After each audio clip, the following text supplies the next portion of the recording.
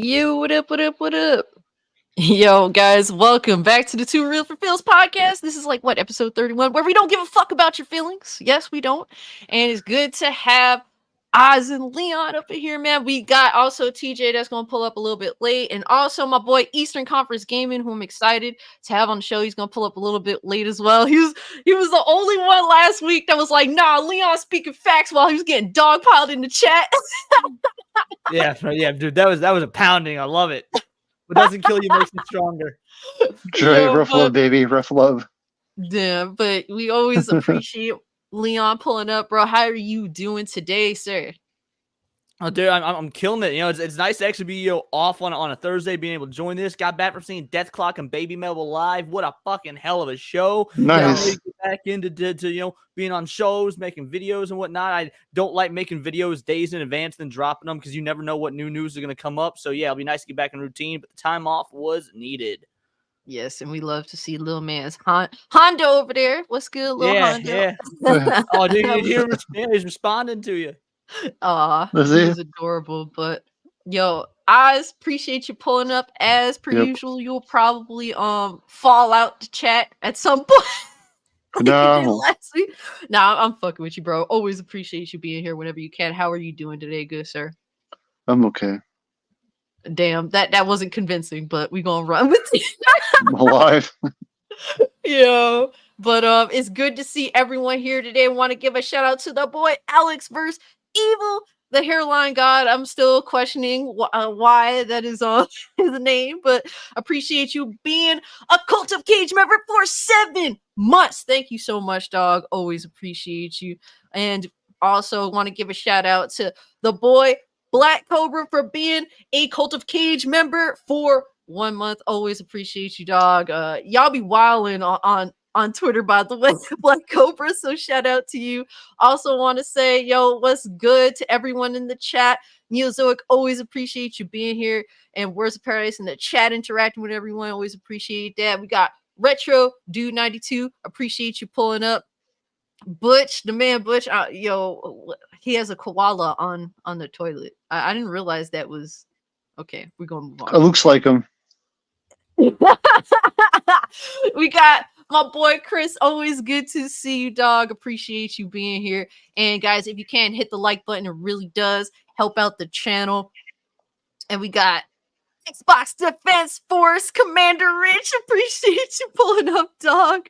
Oh my gosh. FTW, appreciate you being here. My boy Zero Dozer, he's here for a short time. Appreciate you being here nonetheless whenever you can.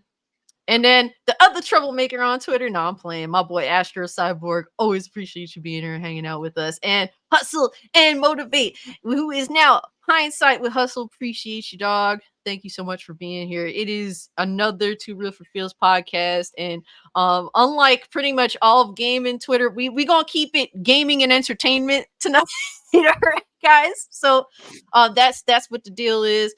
But I always love to start off the podcast by asking, what have y'all been playing? What have y'all been watching? What has piqued your interest as of late? Definitely chat, interact with us. Let us know what you've been playing and watching. We shall start off with my homie Leon. Obviously, you went to a concert, saw Baby Metal, which is awesome. I haven't been to one of their concerts, but I remember my boy Saya Strikes. Shout out to Striker. He put on like one of their concerts that was recorded, and I ended up watching them. Like, damn, these chicks are badass, man. They're dope. But other than that, like, what you been up to? Yeah, they were sick live. It's the second time I've seen Baby Metal. They were sick live. It was a totally different experience than the first time. Like, they outdoor venue versus indoor venue changed the way they perform, and like there was some stuff better about the one I went to in 2019. There's some stuff better about this one, so it was real cool to see the difference. As far as like what I've been watching and playing, man, I was on a stream like 2 weeks ago and we were talking about Persona 5.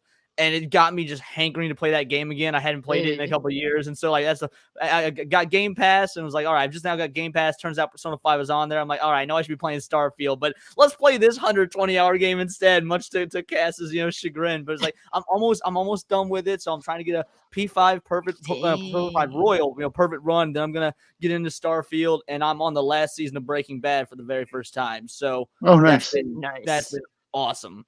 No, that is awesome. It's cool to see that you're actually checking that out, because I know that it's the first time you're watching Breaking Bad, and I love Breaking Bad when I first saw it.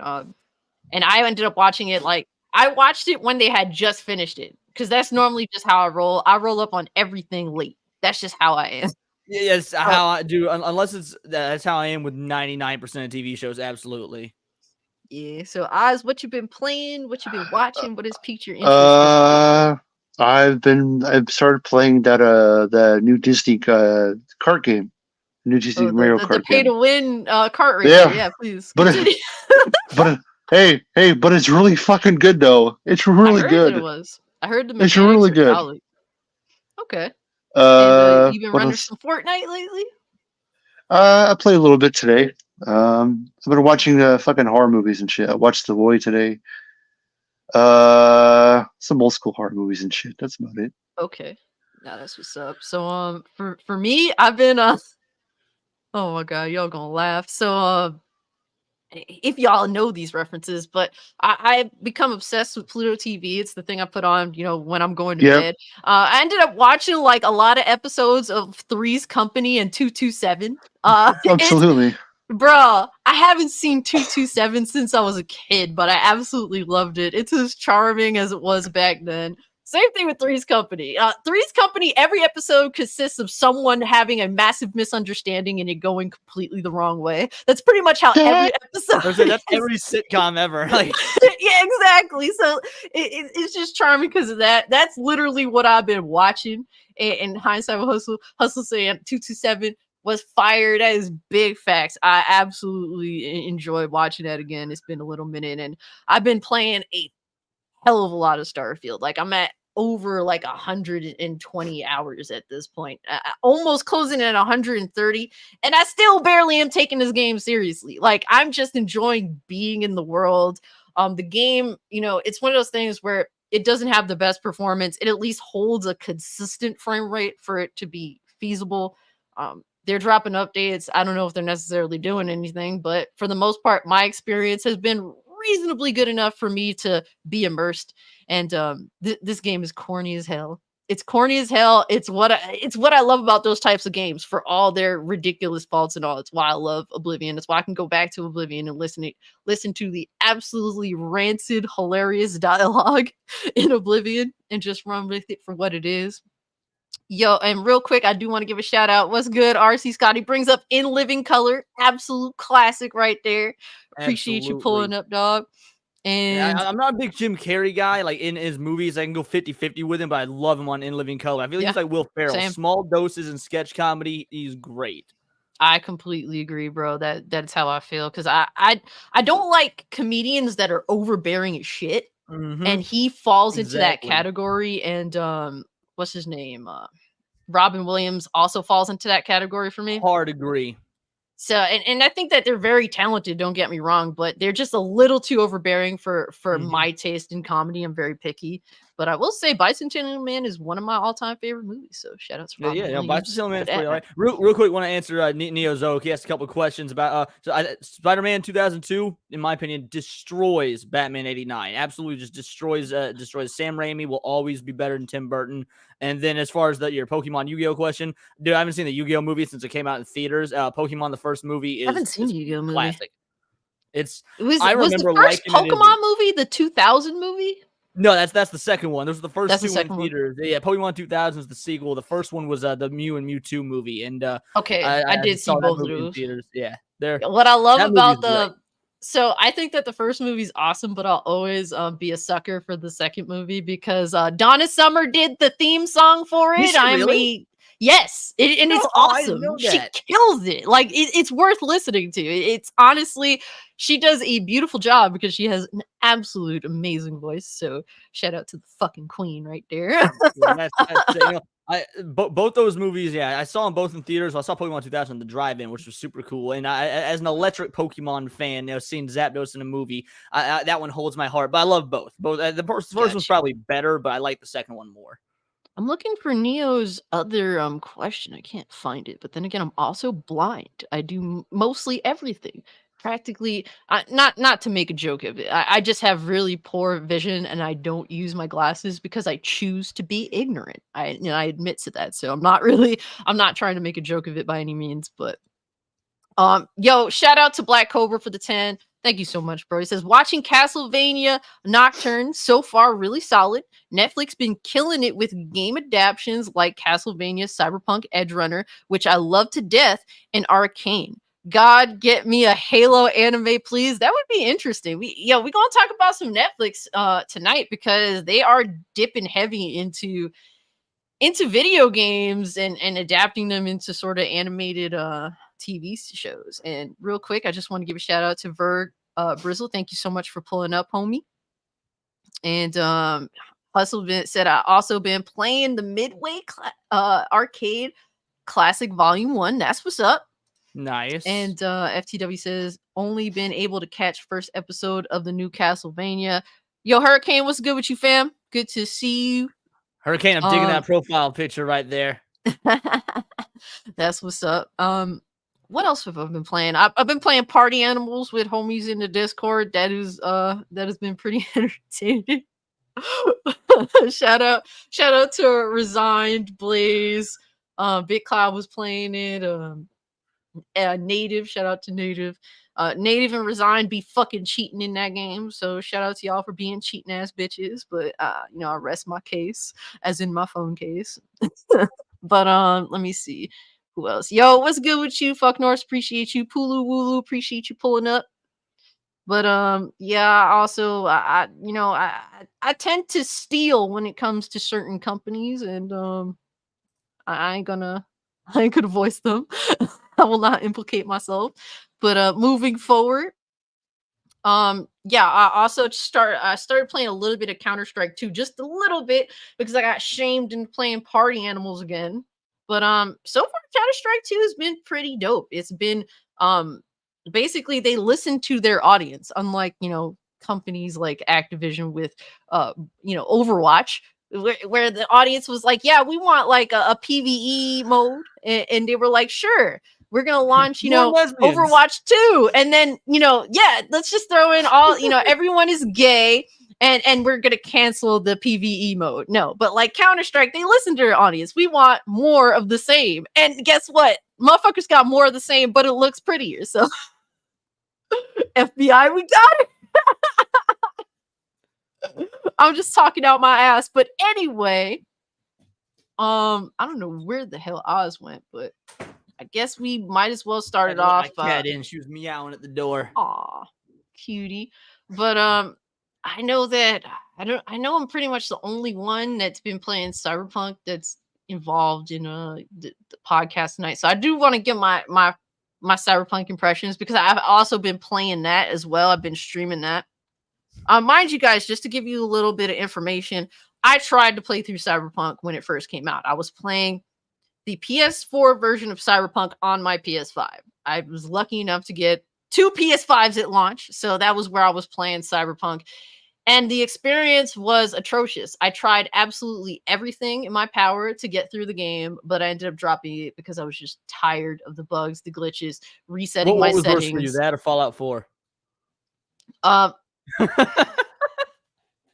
You know what? I hate Fallout 4. I know. You know what? Which was worse though? Which was a worse experience? I mean, to be fair, at least Cyberpunk held a relatively steady frame rate. When I went to fight the Brotherhood of Steel in Fallout 4, guess what? That bitch was running at 10 consistent frames. No, I'm lying. It was between 10 and 15 frames. That was pretty much what it was for that whole fight. Fighting and killing like 40 plus of these motherfuckers. So yeah, that was alone was enough to kill my love of a lot of things. Let's just put it that way. That was absolute concert. But yo, what's good with you, Lemonade? Appreciate you pulling up. And let me see. Lady Foxfire, appreciate you being here. Shout out to Lady Foxfire. Definitely I don't know if you caught my reply, because you was just like, hey, I noticed you not subscribe to your channel, check out your content. I really appreciate that. So shout out to you. I also checked out your recent video talking about the the Xbox leaks and stuff. Really good video. So appreciate you for dropping some dope ass content. And Black Cobra says, Cassie, Assassin's Creed anime will go so hard. I'm not a big Assassin's Creed fan, but I could see how that would be interesting, because there's a lot of interesting lore to Assassin's Creed, especially those first handful of games. So I could definitely see how that would work. And yo, we got the boy Mad Hatter pulling up. Appreciate you, fam. Justin, appreciate you pulling up. Only to a simple.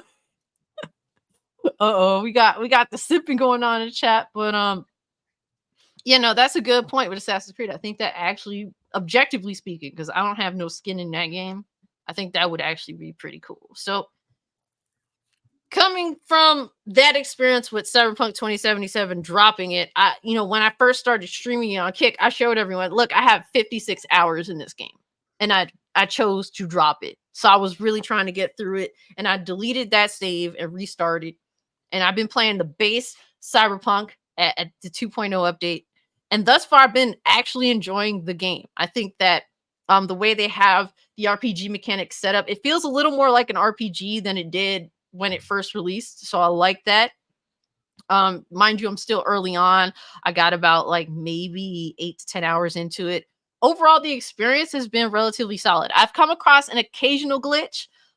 There's 2 glitches that are noteworthy. One is when I'm in a car shooting out of it during a main story part. I don't want to spoil for anyone, but the gun started aiming down and it just wouldn't respond to my inputs of aiming. So I ended up dying, restarted it. The segment loaded up at the a good time to where I didn't feel like my time was wasted, and then played through that segment again completely fine. Then another glitch that I thought was it was more so an entertaining glitch over everything else was essentially killed a boss, and I went to loot them, and after I looted them, their body just shot out like out of a cannon and stuck to the ceiling, and I thought that was hilarious. So after that, we kept it moving. But other than that, the game has been playing really well. The visuals look very clean. This is me playing it on a PS5. I like the game thus far. Does that mean that we should forget what CD Projekt tried to pull on people, on gamers? Hell no, we will not forget. But I could appreciate them doing their absolute best to make a wrong, to fix their wrongs. So by doing that, I think they went as far as they possibly can. They fixed the game. They changed up massive mechanics to make it feel better. It feels a little more like an RPG than it did when they launched. And I appreciate that. And it seems as though while I haven't got into the DLC, I forget the name of it, the Cyberpunk DLC, I'm hearing really good things about it. I know that one person who played through it that really likes the base game wasn't a fan of it. But, it happens. There's things that I find, I don't like that people find to be amazing. So to each their own. But overall, I'm hearing that the DLC is relatively well done. I think that if you were interested in the game, I think that it might be the time to jump in if you're still interested. If you're not, I completely understand not wanting to jump in. I do not condone rewarding bad business practices, but I think they did what they could to at least say, look, we messed up. We're sorry. We're going to do our best to make it right. And so far, I've been enjoying the game. It's cool to be able to run through this game and it not be a complete disaster like it was when I first tried to play through it. So not only that, but it's also good to reward when bad business practices happen and the companies fix it. Like compare Cyberpunk to like the Saints Row reboot when it got its DLC. Like they fucking doubled down on their bad business practices as opposed to CD Projekt Red's like, hey, we learn from our mistakes. So I think it's even better to financially incentivize a company to learn. Like, because if they fix their mistakes and no one does anything about it, no one gives them accolades, no one buys the product, then what incentive do they have to fix shit in the future? So thanks. I completely agree with that. I think that it's dope. If you want to jump in and you haven't, I think now's the time. If you're willing to acknowledge that, yeah, they made a mistake, they're trying to make it better, and I get that. And some people tried to play it and it was a disaster and they never want to go back to it again. I also understand that too, So it's one of those things where if you're willing to give them a fair chance, because they did try to make it as right as they possibly can, I think that is worth giving a try. Now, will everyone like it? I don't necessarily think so. I'm still a little bit disappointed that it's not as much as an RPG as they originally said it was going to be, because they dropped the mass majority of RPG mechanics that they were playing. Well, to be fair, it's based off a tabletop game. I mean, it's like Baldur's Gate. Baldur's Gate wouldn't exist if it weren't for D&D. It's a D&D game. Baldur's Gate 3 plays extremely close to tabletop D&D. That's also a relatively new thing, unless you want your game to be super niche. So I get them dropping some of the original tabletop RPG elements for a casual gamer. Like, I'm not personally a fan of that. I think you should try and make it as faithful as possible to the original source material. But from a business standpoint, I get it. If they try to make it like the pen and paper tabletop RPG game, it'd be so fucking niche.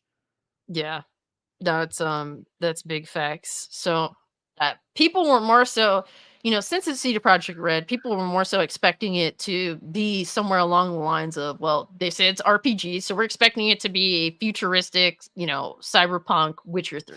That's kind of what people were thinking. And to be fair, I don't blame, I was thinking they would be along those lines, obviously with very obvious differentiations given they're two different sorts of games. But that's what people were anticipating when they said, yeah, this Cyberpunk 2077 is going to be an RPG. Automatically, they'd be like, oh, The Witcher, but futuristic. That's going to be sick. And, while they still haven't brought us third person, and that's never coming, they've confirmed that that's never coming.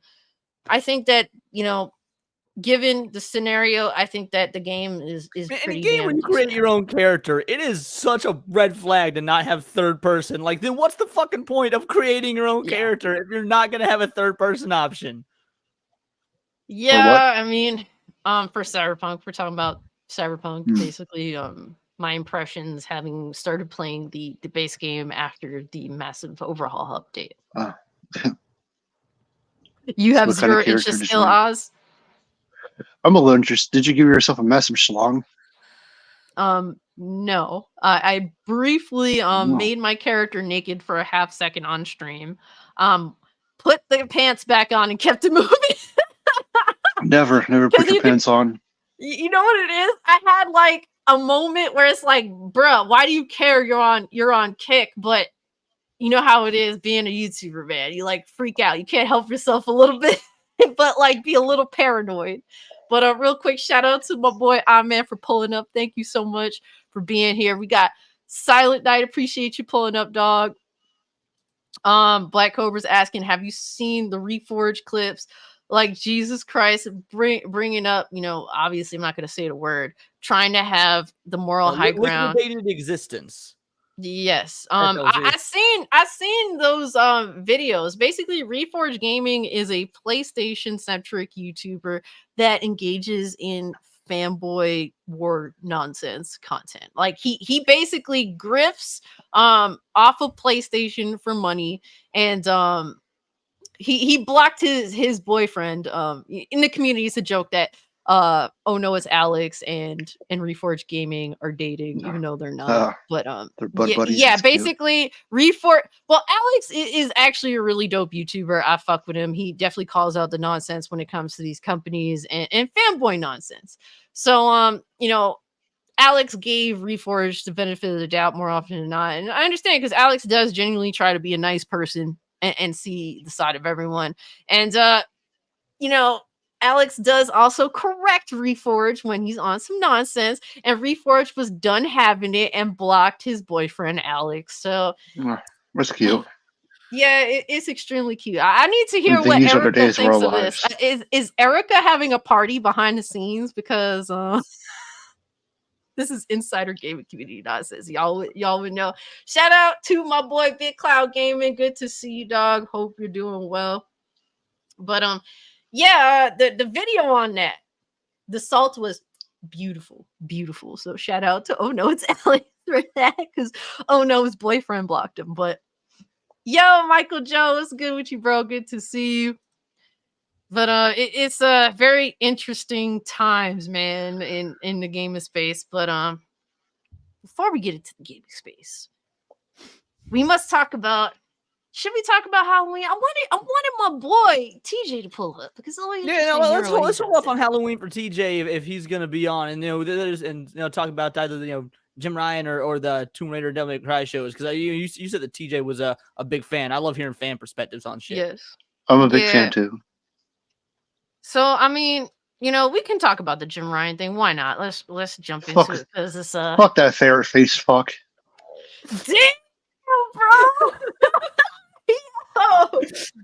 Wow, it's like you've been holding that in the entire time you were away. And I'm being G about it. Damn. Real quick, shout out to my boy Spectre. Appreciate you, bro. Thank you so much for being a 1 month Cult of Cage member, sir. Appreciate you. By the way, guys, if you want to be a part of Discord, consider becoming a channel member. A basic membership gives you instant access to Discord. But Nathaniel Williams was good, fam. Good to see you. Yeah, we got so many homies pulling up. Thank y'all so much, man. Appreciate that.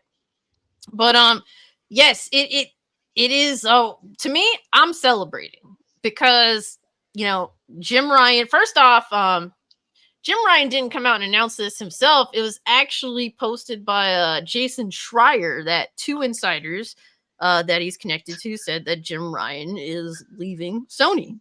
And shortly after that, I guess Jim Ryan said, "F it, might as well make it my own." And he posted that he's announcing his retirement after almost 30 years at Sony Interactive Entertainment. And honestly, it's good to see this business heavy fucking loser leave the company.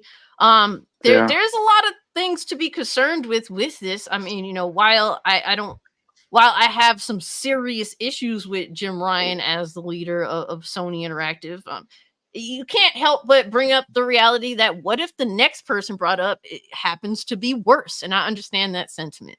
That was literally my thought. Like it's a full Susan Wojcicki and then Neil or what the YouTube situation. Like we got someone worse than Mama Susan when she left, and I think that's a very real possibility with Sony.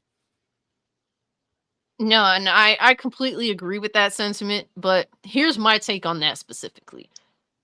We know for people that aren't a part of the fanboy war shit that actually wants Sony to be good because look, what the fuck did you say? Like last generation, I was big on PlayStation. PlayStation 4 was my main platform for gaming, and I started to notice the change. And as time went on, I've been like, okay, like PC baby is the way because you can't trust these companies to keep it gaming. You just can't. PlayStation has definitely been more business oriented than about the video games. I think the fact that only Spider-Man is coming out this year alone from PlayStation's in-house says a lot to the state of PlayStation when they have tons upon tons of TV shows and movies fucking lined up. But the only thing we know about when it comes to PlayStation is like a tiny handful of games, specifically the main one being Spider-Man coming out next month. And that's the only shit coming out this year for PlayStation. So I think we expect better from PlayStation because they've proven to be far better than this. That is just a fact, reality of the situation. But when it comes to Jim Ryan and someone possibly worse replacing him, here's my thought process on that. A lot of people were capping for Jim Ryan, defending him at every which way. And to me, if someone, I hope someone comes in that's better than Jim Ryan, that's more gaming oriented, that more so understands the gamer's perspective, and while also making money, also takes into account the gamer and what gamers want. Because Jim Ryan didn't do that well at all. To me, he was terrible at that. So I hope that someone does come in that's better and tries to see both sides reasonably well. But if it does so happen that someone that is worse than Jim Ryan comes through, at least more gamers that are PlayStation oriented will acknowledge that, oh, this dude is better or is worse than Jim Ryan. Instead of capping, because they cap for Jim Ryan. But now if someone is noticeably worse than Jim Ryan, they'll be at least, it'll be easier to call them out on it, or they'll be more willing to concede the reality that this company is not about the games. So that's how I feel about that. I think they should get Reggie to do it. Come on, Reggie, get the Reginator back out. Yo, that was dude, if they brought Reggie, I'd be like, because actually, people think I'm a hardcore Nintendo fan, which is true. I am a hardcore Nintendo fanboy. But Captain was talking about how he was, going, pulling hard in the PS4 generation. I was too. Like, despite my reputation as a hardcore Nintendo fanboy, I bought a PS4 before I bought a Switch. In fact, I waited about 2.5 years to buy a Switch because I was loving the PS4 so much. So despite my Nintendo fanboy history, dude, I was all in on PS4. But dude, you bring fucking Reggie Fils-Aimé back and have him going on PlayStation. I'm not saying I'll give up my Nintendo fanboy card, but your boy, I'll definitely give a lot more looking at Sony. The dude could save Sony, absolutely. I would literally laugh my ass off.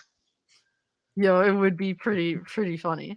I think Reggie, while nobody's perfect by any means, I think that he understood, gamers while also understanding the business aspect of it. I think he did a reasonably good job that we can ask for, a suit and tie in regards to that. So I think that would be interesting for sure. It would be a crazy I don't want to say heel turn, but side change, bro. I don't know, because I know that he went in with GameStop, and that didn't last too long because I think that he saw the writing on the wall with that. But it'd be interesting to see him make a comeback. But I personally don't think he is. Please, sir, enjoy your retirement, or what I think is your retirement, whatever you got going, because that would be. I mean, he's got to be too young to be retired. Like, I mean, I'm sure he can't coast on the Nintendo. He's like 60 something. Is he really? I think so. I yeah. In his 40s, or like he's like 48 or no, something. He no, looks so damn good for his age. I'm gonna be real. Like Reggie is like 50, 60 something. Yeah. Not to be a complete total asshole, but to be an honest asshole, people that are ugly tend to age well for good reason, because the expectation bar is very low. That is true. I'm sorry, but no, so I want to get conspiratorial for a second though about Jim Ryan, because if I'm a big Snyderverse fan. I love Zack Snyder. I love the for the most part love the Snyder DC movies, and I'm wondering, when he left the Justice League, everyone's like, oh, he stepped down. Well, no, what really happened was when his daughter axed herself. They basically used the opportunity to fire him, but gave him the graciousness to say, you can say you stepped down, but really we're cutting the cord, we're firing you. And I'm wondering if something similar happened with Jim Ryan. Like, everyone knows, PlayStation's been on the downswing for like 3 years now at this point. I wonder if him leaving is really just Sony being gracious enough to let him say, you can say you're leaving, but really we're pulling the plug on you. I think there's two things that I think of specifically off the bat when I hear this is just my natural thought when he announced his retirement, when it came out that he was leaving Sony, was one, yeah, you didn't make your company look good or your developers look good when you basically threw them all under the bus for Call of Duty. The way he went about that just made the developers at Sony, I would feel like shit as a developer when you're saying all my hard work ain't shit because Call of Duty. That one made the company made them look weak. He made himself look weak. He made the developers that are very talented developers at Sony look weak, all because of Call of Duty. Now, I understand the impact of Call of Duty, don't get me wrong, but he could have definitely went about that differently when it came to the FTC dispute over Activision. And two, the second thing that I instantly thought about was, I think that the hack is likely real. I could be completely wrong. I think that him suddenly announcing his retirement, just as it was put out there that Sony may have been hacked, I have to wonder, does that hold some weight to him? I totally think the hack was real. Like, I got no doubts that they were actually hacked. We've seen it happen. This would be the third time, right? Or is it only the second? Either way, it was so massive in like 2009 when it happened. And I highly doubt that Sony learned their lesson. We've never seen Sony learn their lesson before. Why would they learn their lesson now? So I truly think this hack happened. I mean, look, it's hard to, because when it comes to a company, you're in constant state of defense mode. It's so difficult. We don't know what has been hacked, if the hack is actually real. We don't know what is accessed. They're claiming everything, but I'm sure that this hacker group is going to say that because they want the big money. They definitely want the big money. So who knows if it's real? Who knows how depthful this hack is? Who knows who it affects? If it's the developers themselves, if the company themselves, if it's the consumers themselves, we don't know. But I do find it interesting. This is the third time, because Sony was hacked. The Sony Studios, their movie side, was hacked in like 2015 or 2016. So this is the third hack, if it's real. You're right. I totally forgot about that. So I did too. I thought it was 3. Because that was how the announcement that Sony was getting a hold of Spider-Man for the MCU movies came about, was a Sony hack. You're right. Zoic's asking, which is worse, games with huge hype or games with fake little promise? I think they're kind of one and the same. Both. Because they are one and the same. Like, a lot of these games that are overhyped, the reason why they're overhyped is because they promised a bunch of shit that never comes to fruition. So that's how I feel personally. if I had to choose between the two, like let's say in an ideal world, people like because people have a thing about overhyping shit that shouldn't be overhyped. Like we see it all the time. We see it with Star Wars. We see it with the MCU. Like we see it with video. Like in my opinion, Baldur's Gate was being overhyped. Now it turns out it lived up to the hype, but leading up to it, I thought it was being overhyped. And so as opposed to sometimes things that are being overhyped actually live up to it. Like I said, I'm watching Breaking Bad for the first time. I totally went in thinking that it was going to be overhyped. Nah, it lived up to it. So games with fake or little promises, I think that's way worse because sometimes overhyping can actually live up to said hype. Yeah. The one reason why I didn't think that Baldur's Gate was overhyped initially is because that game was in early access for a really long time. And everyone that has played the early access that I know of was talking extremely highly of it. The only complaint with the exception of the first couple months, people talked major shit. But Larian did what a good studio does and fixed stuff out the gate. See, now I didn't really know of this game until about like a year before release, give or take. But like at that point, people have been really into it. And the only complaint that I heard consistently was that, yeah, when they do a major update, it essentially resets the game. So like that to me just says, oh, y'all really want to be into it. So that to me was just, I totally understand, Larian's perspective with, we're developing a game. So the restart process for that. But yeah, that's the only bad thing I was hearing during that time. So that's why I was like, I really don't think that this is, this is bullshit. And turns out, it's a huge hit and it's cool to see that a decent game is getting the recognition it deserves, especially going through the early access process. Anybody that understands early access knows that a lot of these games never actually, dude, that's what I thought was going to happen. Because like when Baldur's Gate, because I was real interested in Baldur's Gate 3 when it first dropped. I wasn't quite so anti like when the early access dropped, because I wasn't quite so anti Wizards of the Coast yet. I was still getting there. I was a huge Wizards of the Coast customer between D&D and Magic the Gathering. I was a big fan of the OG Baldur's Gate games, both on PC and PS2. So when early access came out and people were dogging the game hard, I was like, oh fuck, this is. Of course, this is just another thing that WotC has ruined, just like they're ruining D&D, just like they're ruining Magic. But then it turned out they kept working on it and kept doing good shit. So I had to eat crow on that one, but I'm happy to have done so. Yeah, like it's one of those things where like, you and I, we don't have malicious nature when it comes to things. We just like when we bring up suspicion. But other than that, you're right.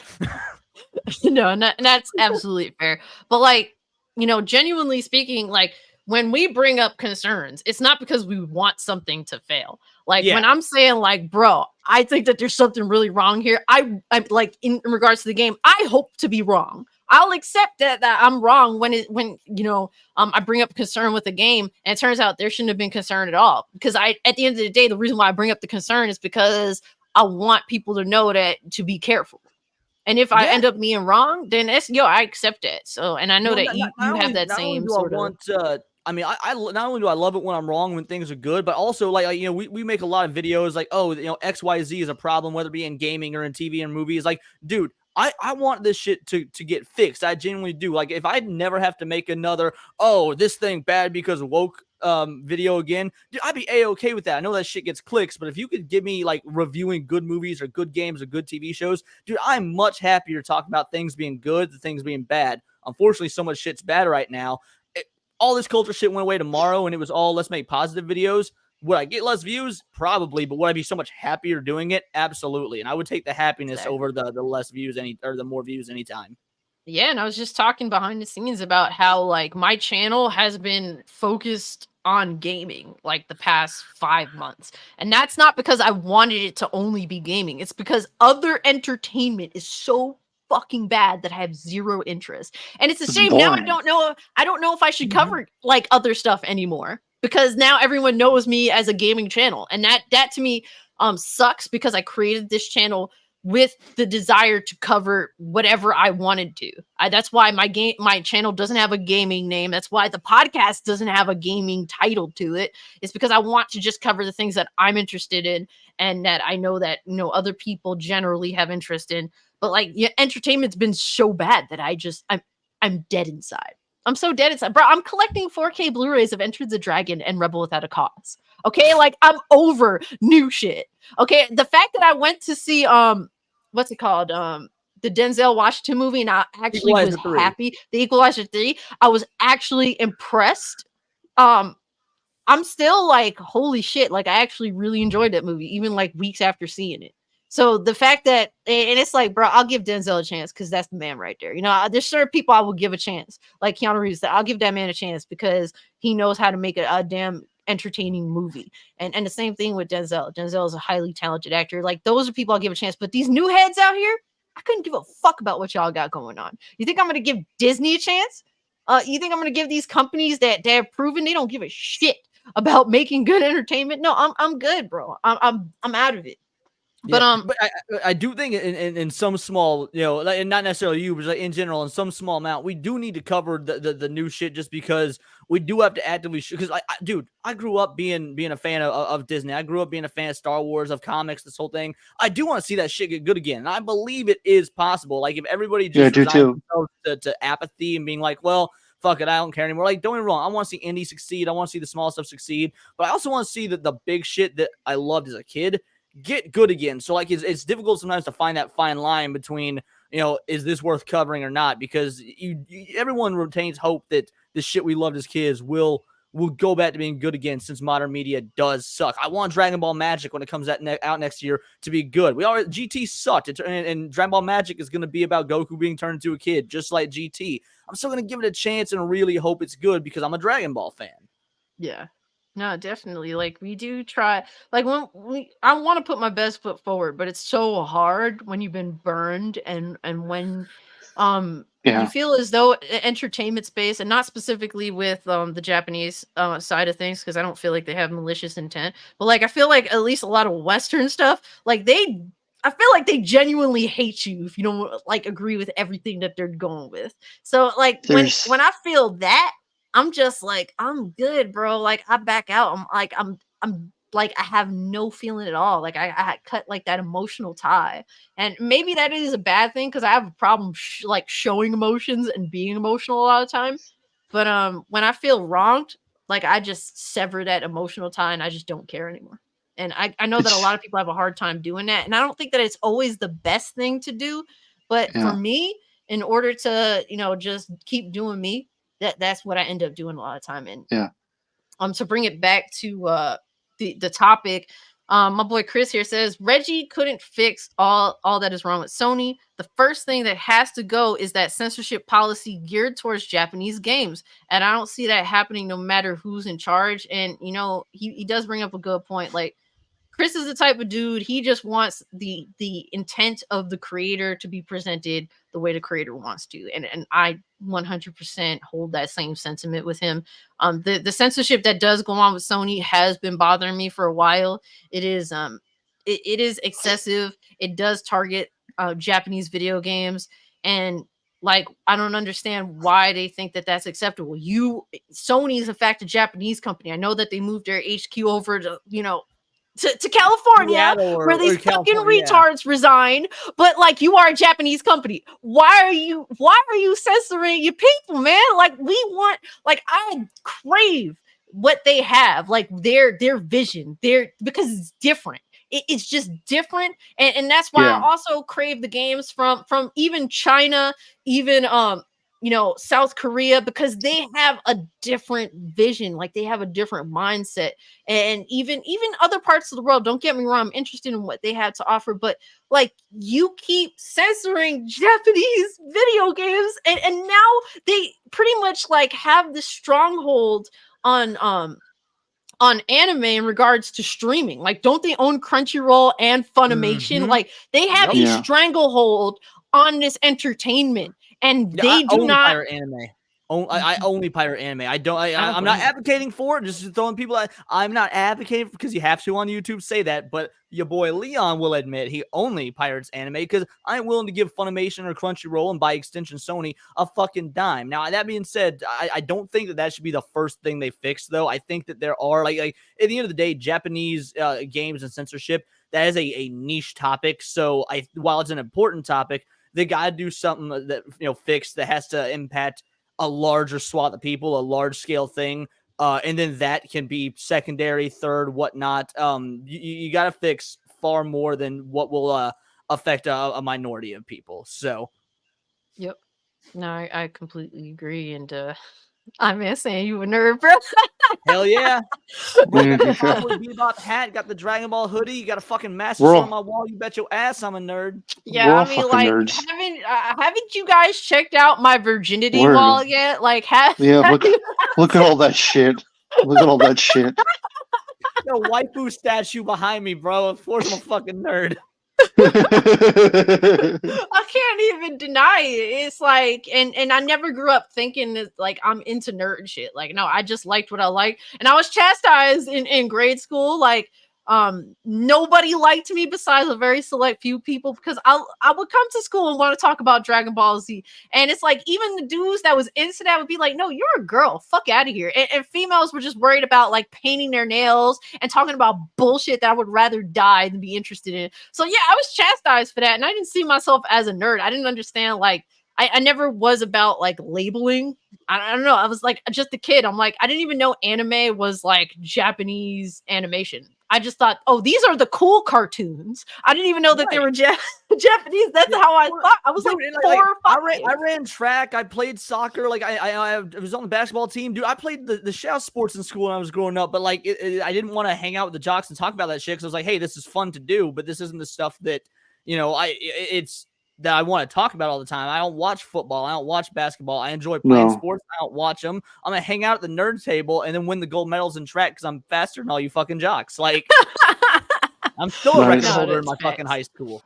Hey, nice. Yeah, that's pretty sick. Neozeric's asking, did you think the lack of new, original, fresh, creative, and good IPs, the ones that are not existing IPs? I'm not really too sure. What do you mean? Oh, are you thinking it's the lack of new, fresh ideas when it comes to IPs? And that has a lot to do with it. We're in a state of economic turmoil where all these creators are playing it. Creators, companies, I should say, they're not creators. All these mega corporations are playing it safe. That's really what it is. They're just going into their bag of IPs. We have, at least when it comes to general entertainment that's not gaming, when it comes to television, when it comes to film. Basically, it's 4 companies that own every fucking thing.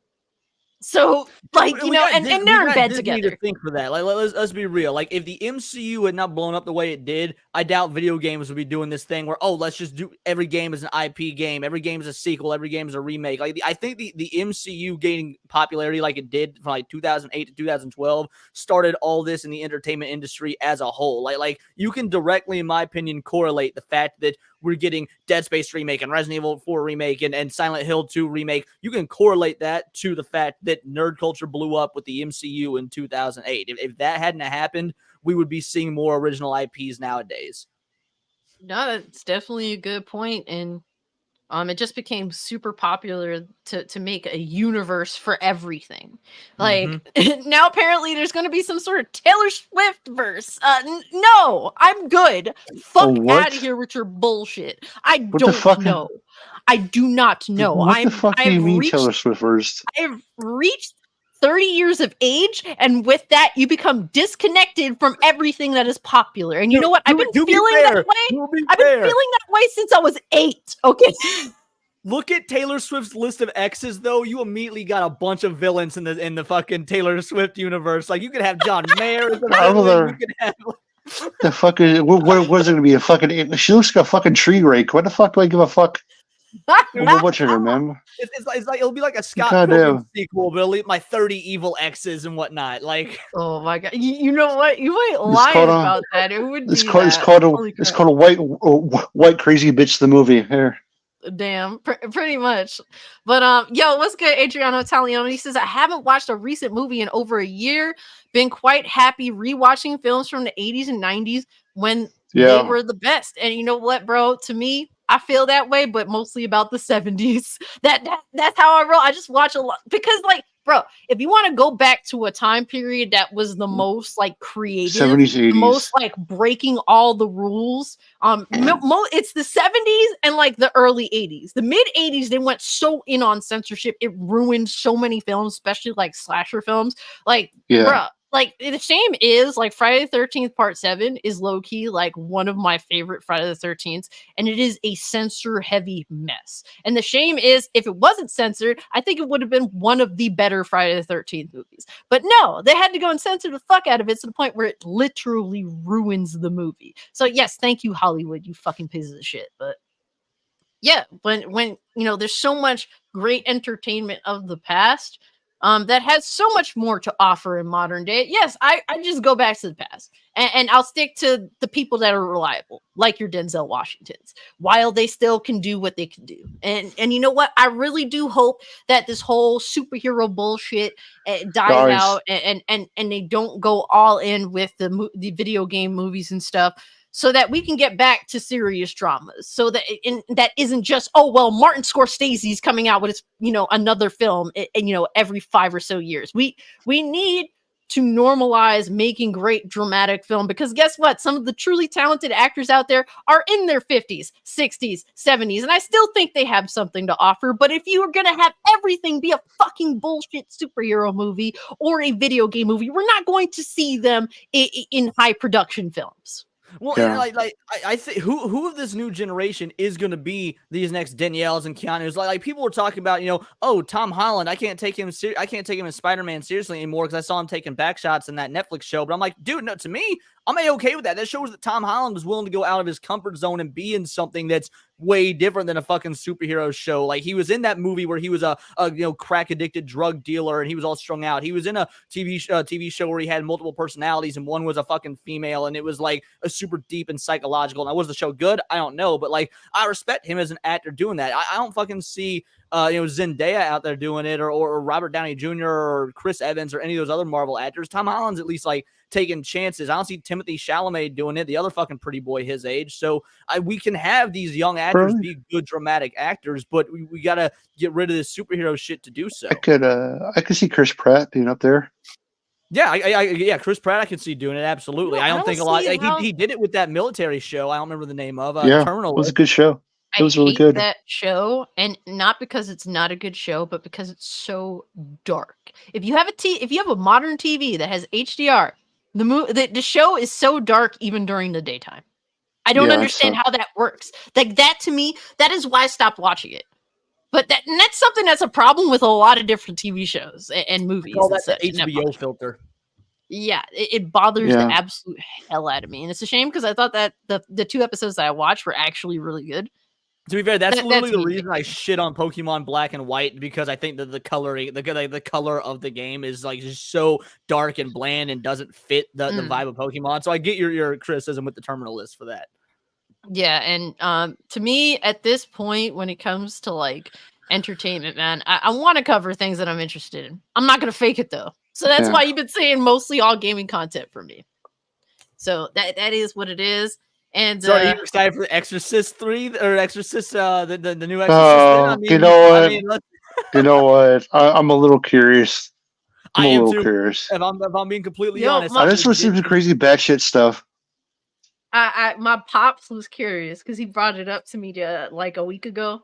His pitch was, hey, Cass, you know they're coming out with a new Exorcist movie. And he doesn't get hype for much, and that's why I had to kill his hype instantaneously. And he was like, he was into it because he's like, oh, the mother from the original is in it. And I'm like, Dad, you know, the people behind this are the same people that made the last 3 Halloween films that you clearly loved so much. You killed my hype just now too. I know. Yeah. Damn, I had no Gordon idea. Green and what the fuck is his name? The other dude that's involved. Yeah, they're also doing this Exorcist movie, so it's gonna be one big fucking joke, like the previous 3 Halloween films were.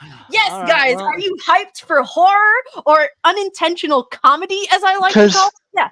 Because think about it, what other fucking horror movies coming up this year? Saw 10. Which I'm actually kind of interested in. I've never been a Saw. I like the first and second Saw, and that's about it. But Saw X, Saw 10, I like it. Just from the trailers, it looks like it's trying to bring the psychological horror aspect to Saw back. That it's not just going to be a gore porn movie like the last 8 have been, the last 7 have been. So if they go back to like the original OG Saw mentality of it being more psychological than gore porn, if that's what the trailers make it look like it's going to do, and I'm excited for it if that's the case. Oh yeah, and Five Nights at Freddy's. I forgot. It's getting a movie. Yeah, it they're making a actually movie. looks pretty decent. It does look pretty good. Looks just like the game. Yeah, it looks genuinely faithful. Well, Now I'm not a since Five we're Nights at talking, Freddy's fan, but I still want it to be good and faithful for people that are Five Nights at Freddy's fans. Like I love Mario Bros. So for some people, if Five Nights at Freddy's is their Mario Bros movie, then I'm happy for them. Yeah, no, I get where you're coming from with that. Well, since we are talking about film, we might as well jump into the Halloween franchise situation. And it's Oh Jesus! it's yeah, I have very Got some hot mixed takes feelings for about this. Mikey Look, Mike. I'm just gonna go Mikey over the Myers. details real quick. You know what? First off, let's just start it off with a little bit of comedy because I saw You're something gonna watch today all that- 3 of the new Friday night Halloween movies? Yeah, Can we might as just well, watch the right? first?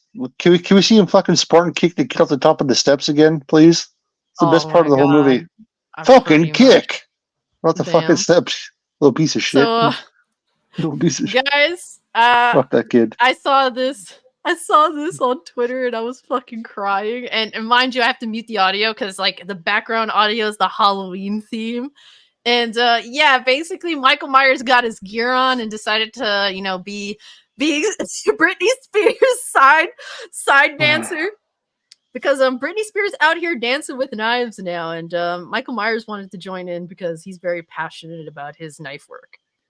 To be fair, after the way he moved in the most recent Halloween, I'm surprised he's got this sort of moves now. Like whatever beating he took, his slow and sluggishness, he must have been like taking his alpha brain and eating his greens because he can move good again. It's nice. I wonder if he can.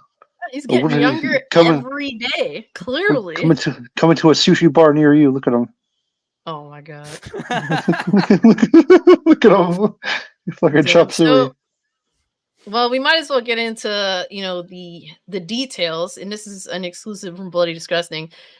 Basically, they're shopping around Halloween, the franchise, the future of Halloween. Malik Akkad currently shopping the rights for film and television, and this is from Bloody Disgusting. So, guys, a lot of people don't know who Malik Akkad is.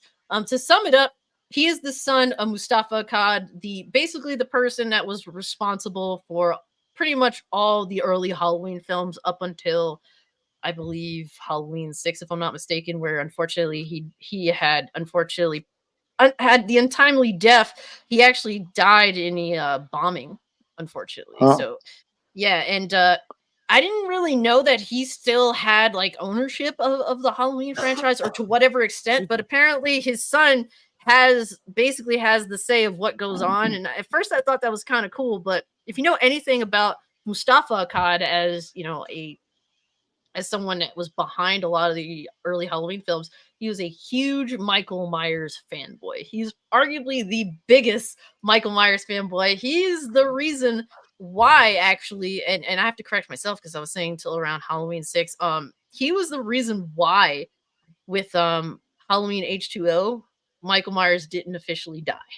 So he said, look, you can kind of give it that sort of ending where it's assumed that he's dead, but we can't like definitively make it so. So that because he's such a huge Michael Myers fanboy and he basically wanted to continue the franchise with Michael Myers, he is the reason why Halloween 5 didn't, basically Halloween 4, spoiler alert if anyone, hasn't watched the greatest Halloween sequel, but in Halloween 4, Michael Myers is killed, and Halloween 5 originally was supposed to be Jamie Lloyd becoming the killer to replace Michael Myers. So that was basically axed because he said, oh, fuck no, we ain't having this. Bring your boy Michael Myers back, whatever you have to do. And so now we're here when it comes to Halloween, and I am highly concerned because they're talking television. And if you know anything about this work, though, I got a pitch. There's a way to make this work. Shoot, go for it. All right, so what you do? Because I think Halloween should come to TV. That being said, I'm a big proponent. My favorite Halloween movie, barring the first one, because obviously the first one's the best, is Halloween 3. Because what they were originally going to do, and I'm sure you know this, Cass, if Halloween 3 and onward, each movie was just going to be, an anthology film, and every movie a completely new story with doing it, and it's just going to always take place on Halloween. Do that as a TV show. Make it like American Horror Story or something, where every season is just a new Halloween in Haddonfield. Maybe the Mike Myers stuff did happen, but that was like part of the curse of Halloween. Maybe Halloween as a the Sam Hain, the night of Sam Hain, has a curse on Haddonfield. So every night or every year something new happens on Halloween, and each season is just bad shit happening, and because the curse is taking a different form. But don't fucking do nothing with Michael Myers. Maybe make references to the fact he existed, that things have happened before. No Michael Myers. Just do what Halloween 3 and onward was gonna do. I hate Halloween 3. I hated Halloween 3. I used to hate Halloween 3 when I was a child, but then I grew up. I love Halloween 3. I still hate it. I'm not gonna front. I fucking love Halloween 3. Halloween 3 is a quintessential Halloween film. It's not a Michael Myers movie, and they fucked up by calling it Halloween 3. That is on them. They deserve the L that they took. You should have just called it Halloween Season of the Witch. That way people would have immediately been like, oh, this is something different. That's fair. They call it Halloween 3. And that is why they dealt with the financial failure that it was. And it's unfortunate because it would have been interesting to see Halloween as an anthology film franchise. That would have been cool. I'm not going to, say that I'm not glad that Michael Myers didn't continue his mass murdering tirade. But it would have been interesting to see these different stories come, because that is normal of television. That's why I do agree with you. Imagine an anthology Halloween series, but as film. That's pretty ballsy. That was ballsy of Carpenter to want to have done. So on that front, great idea. I think it was ahead of its time and was improperly marketed. But now you got a chance to right that wrong in the TV space. Now, if they're gonna do movies, I don't think that'll work. But man, we've already seen the success of American Horror Story. Just basically use a similar format, but keep it in Haddonfield and tie it to the Halloween. We were over here talking about how dumb we are with IP shit, but there's always the exception. There's always the exceptions to the rule. Yeah. No, I agree. That would be the one way I would accept it, but we already know what's going to happen. We know it's going to be Michael Myers. We know that they're probably going to go with television. And oh my God, look, man, as a horror fan, I know that slasher films are like low grade. They could always call it like the They could always call it like the Tales of Halloween. Yeah, no, that and would each be week cool. each week could be like a different backstory that led up to him. Yeah. To me, at this point, I feel as though this is proof to me that they're aiming for television with Michael Myers Halloween. Just proves to me that the trilogy is a failure. The first one did really well.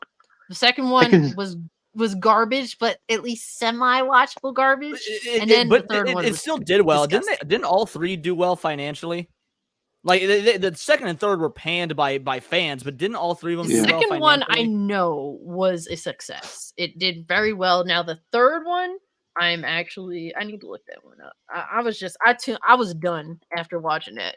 That movie is a fucking joke. That movie, like, you have to understand, David Gordon Green and I forget, Danny McBride, they aren't Halloween fanboys. They're John Carpenter fanboys. Halloween Ends is clearly, we want to remake Christine and we're tired of Halloween. That's literally what it was. Yeah, it is. There's actually a lot of good ideas in Halloween Ends. I like a lot of what they did. It's just not a good movie. They could have reworked. First of all, movie need to be cut way short. There's a lot of fucking filler in that movie, but they could have reworked a few ideas and made it a good Halloween movie. It's like, because you're right, they're John Carpenter fans, so I think that there was just a lot of like basically studios mandating, hey, you need to paint by numbers, at least in these specific areas. You need that final confrontation. You need Laurie Strode. You need Michael Myers to do some stabbing. And like, it didn't work with the movie they were trying to make, which I think was like the idea of Michael Myers, the spirit of Michael Myers taking over a babysitter boy or whatnot. I like that idea. I thought that was a cool idea, but it was poorly done. Yeah, I think that, like, I understand some interesting concepts that are, bred from Halloween Ends, but this is not the time or the place for a Christine remake. Okay, that I cannot fucking highlight that enough. It is Christine. It's just in a Michael Myers universe, and that is what kills me, because I love Christine. It's actually one of my favorite Carpenter films. It's up there. It's probably up there in my top 3 if I'm really being honest. And for them to do that and not just remake Halloween 2018 again and just keep it moving and kill off Michael Myers and just let it be what it is. Like, look, And I Halloween hated how fans, they fucking killed him. it's so sad that when you talk to Halloween fans, all these motherfucking want is just good atmosphere, the mask to look right, for the kills to look good, and for if you're a dude, the hot chicks to be in there. That's literally what Halloween fans want, and they make it so fucking hard. Like, why is this so ridiculously hard? Well, no, I'll tell you why it's hard, because a lot of Hollywood creatives, they want to put their own unique spin on it. They want to be like, oh, here's how we can make it cool and unique and fresh. To be fair, most fans don't want cool, unique, and fresh. They want more of what they've seen before. And whether you could argue and debate whether that's good or bad or whatnot, like, you know, you could argue that with James Bond, you can argue that with any franchise, but like, you get these artistes in there that want to put their own flair on it. Well, maybe your flair is good, but not good for this franchise. Either give the people what they want. We're the paying customers. We're the ones who are supposed to be right, or move on. Like, don't try and change things fans love just because you have an artistic vision. Like, sometimes the two don't mesh. Yeah. That's why, like, I didn't like the Rob Zombie movies at first, but they actually grew on me, and I liked them a lot more. Same. You know what? I'm the same exact way. Like, I actually really. I really like that mask. Like, it started really grew on me. Mm-hmm. Probably one of my favorite masks besides the original. I just like that he was a fucking murdering monster. I hated how it ended. I didn't like the ending, but it was definitely better than these fucking dumbass movies. Yeah. I didn't like the beginning. I liked the best. Go for it. The part where he fucking smacks that kid in the head with the fucking tree trunk. I died in the theater. Do you know that was fucking, what is it, Uni from Spy Kids? Yeah, he was the guy that killed you. I was watching it. I was watching that actually a month ago because my mom loves horror flicks, so I was like, let's just watch Rob Zombie's Halloween because she hasn't really watched it. It's not bad. You know what? It's one of those things where it's like, at least, in the very least, they held to the basic reality that it's horror. Like, Rob Zombie made a horror film. Right, you were saying that Danny McBride, is a fan of Carpenter. This is the opposite. Rob Zombie, you could tell, was a fan of Halloween. Whether you liked how he did the movie or whatnot, like I like Rob Zombie's Halloween. I totally acknowledge it's not perfect and has flaws, but I do like Rob Zombie's Halloween. But you could tell he was a fan of Halloween, and so I think that is objectively better than what we got with Halloween Ends, for example. Yes, even the second one I don't like it as much, but I enjoyed Rob Zombie's Halloween too. And I hated them at first, but you know what? Like, I wanted it to be Halloween, the original, remade, and sticking to that. And he does give you pieces of that. And given, I think that the person that plays Laurie, she's so fucking annoying. What is it? I do like Dr. Loomis. I really like Rob Zombie's version of Loomis. Do you? You know what? I understand now. I was not willing to meet him halfway when I first seen the movie because and you know what? I feel like that's good because I don't feel like anyone could be Donald Pleasence. Pleasence is Donald Pleasence, as a huge fan of the original.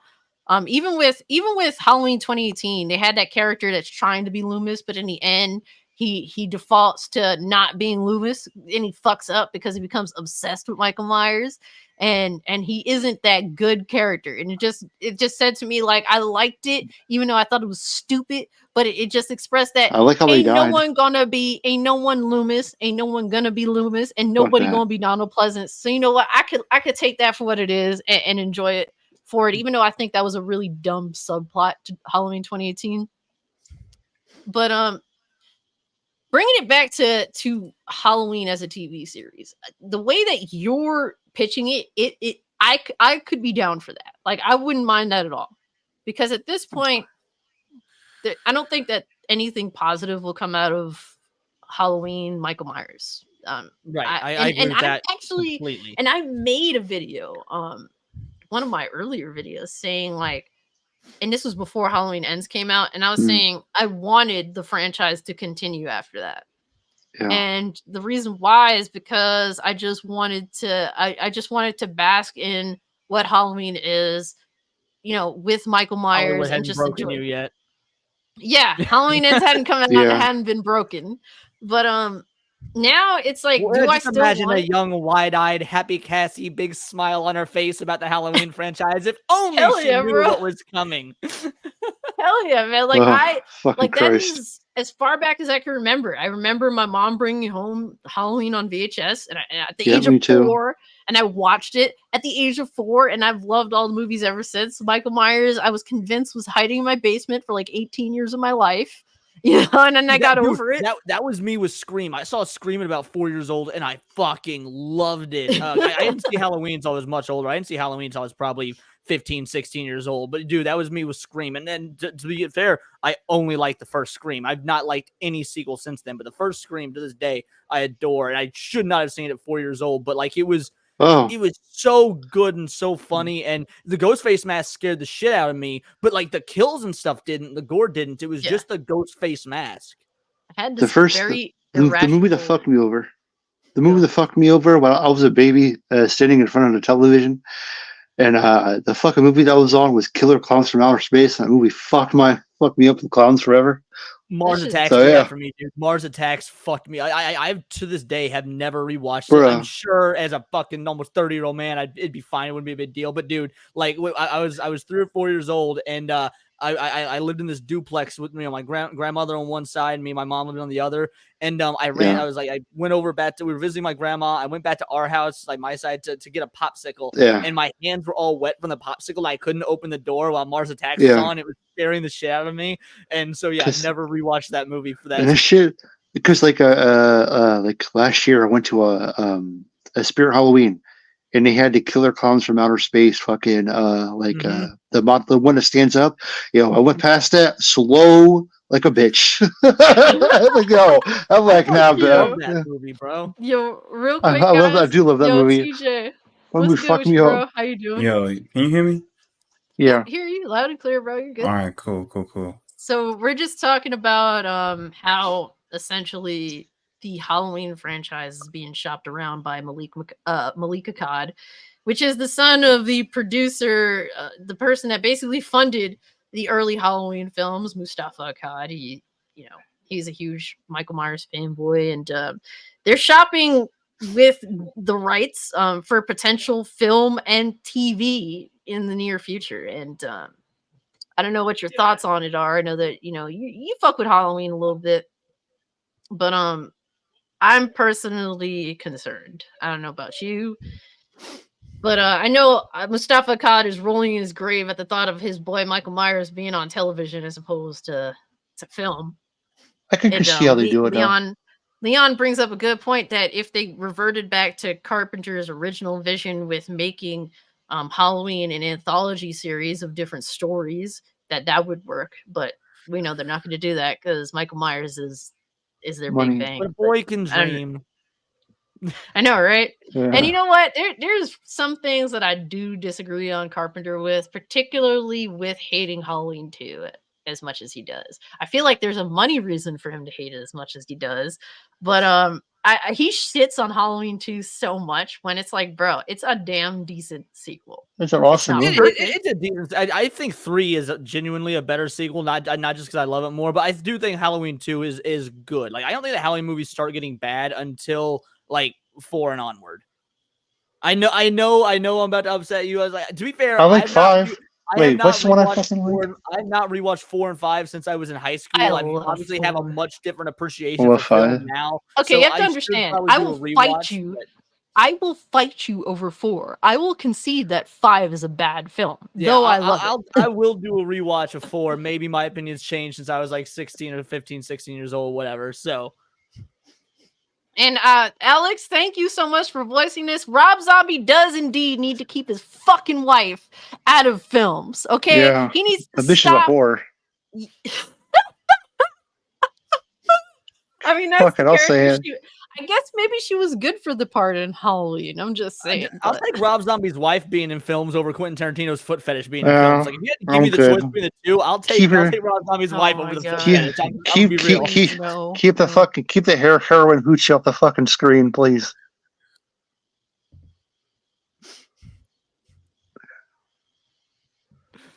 Side note, do you know when he fucking films the movies, he pauses there the fucking trailer? He what, bro? I don't want to notice. Yeah. Okay, the fact that look. I love Well, Yvonne DiCarlo. She's one of my favorite actresses. The Munsters is one of my favorite TV shows. Seeing that bitch play Lily Munster makes me want to throw myself out of a fucking window. Okay, like please bring back Jason from Friday the 13th so that he could throw me out a fucking window. Because the fact that that actually exists makes me want to vomit into my own pants. But I digress. To me, I don't know about you guys, any final thoughts on this, but I'm scared. They're thinking of, they're thinking of going with, let me see. We're hearing exclusively that A24 and Miramax are the two main parties currently in battle for the TV rights, and that A24 is currently leading the charge. And I'm not really too knowledgeable on A24. But Miramax, I mean, they've done Halloween in the past. So I'm surprised Universal's not throwing in your fucking hand in this. you're excuse me, what'd you say? I didn't hear you. I said I'm surprised Universal's not throwing their hand in this.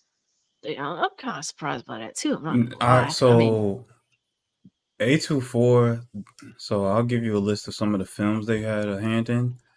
Okay. So they've done. Let me give a quick second. So they've done a different array of movies actually. So they've had a hand in Spring Breakers, Under the Skin. Let me see. I'm trying to think of something that actually the only TV show they've done that I'm familiar with is Euphoria, and I fucking hate that show. They had a hand in Ex Machina. Damn. Let's see. Okay.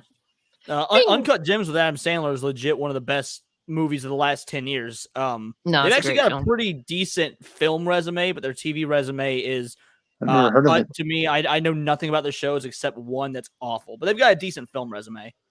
I don't see any TV work information. I just see movies. So I mean, they know horror, but I don't know. I don't have any faith in this, honestly. I think when you take a movie adaptation and try to present it to to TV, it never really goes that well. It's usually a mixed bag. Like sometimes it's really good. It depends on whose hands it's in. But based on how Halloween has played out in the past couple of years, I don't have any faith in anything going on with that series.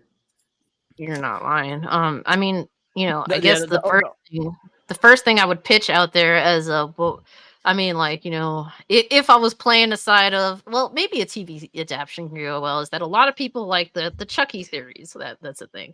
Personally, I just look at a set of television, and if it looks fake, I'm already out of it. And that's why I couldn't get into that shit after watching like one episode. But a lot of people enjoy that. I don't know how you guys feel about it. If you feel as though Halloween could be successful going that route. I think it could. I mean, like if they're gonna have Michael Myers in, I would have it to where like every episode they think they're gonna catch him, but they don't. So it leads up to the next episode. That's how they would have to do it. Almost like fucking Carmen Sandiego. I mean, I'm sorry, but it's you mean almost like Scooby Doo? Yeah, they think they're gonna catch him. That's usually how the movies fucking are. You think he's dead and he's not. So the only thing that would make me irrationally for it is if they bring back Jamie Lloyd and what's her name that played Rachel. I would simp because I'm an asshole piece of shit like that. So if they announce something like that, you could call me out for simping, guys, because it's gonna happen. I love Rachel and Jamie. So I don't know how they would bring him back though. So interesting because like I'm spoiling this piece of shit movie. They fucking pretty much played old Fun Factory to his ass at the end of it. It was horrible, man. They put him in a fucking meeker. Yeah. They fucking it was the weakest fucking way to kill him. Wasn't like epic. It wasn't fucking cool. I'm assuming it would essentially be some form of. Here's the thing: they pitched ideas. The main idea would be something in regards to getting rid of Halloween 5 and doing some form of continuation after 4, or being in that universe with Halloween 4 and 5, like something like that. Because they've discussed the idea of bringing back Jamie Lloyd as a character. So that's the one that's floating out there. The other one is obviously a whole-on reboot, which I think that would probably be the best way to go about it if they're going to do that. But the fact is, if you take a long-standing film franchise and bring it to television, that is a downgrade. No matter what you say, that is just the reality of it. I see. I don't know if maybe if it's a film franchise. Yeah, I mean, there's been movies that have turned into TV shows that I think have been really good. Like Stargate became a good TV show. Buffy the Vampire Slayer became a good TV show. I agree. Like here's what I'm saying. Like the sentiment that I'm expressing is the fact that we understand what motion picture film is, and that is top tier, like Hollywood, and then you have television that is, that is the silver. Usually that's the case, but the last five to so years, we've seen a rise in premium television. When you see shows like like Yellowstone or things like that, things that are going above it. Like, dude, you would have never seen Sylvester Stallone in a TV show. I mean, he was a. But I mean, to be fair, look how old he is. Like he said he would never do TV, and now these Arnold TV shows have gotten so high quality, and then the scripts have gotten so good. Yeah, and Arnold's another one. So like, I don't know if Halloween would be treated, like those sorts of shows, but all I'm saying is we are seeing a rise in TV, especially with streaming being super high quality to the point where I'm more interested in certain TV shows than movies now, which never would have been the case back in the day. So it's just in the air. Are they going to treat it as a cash grab, or are they going to treat it as a premium product?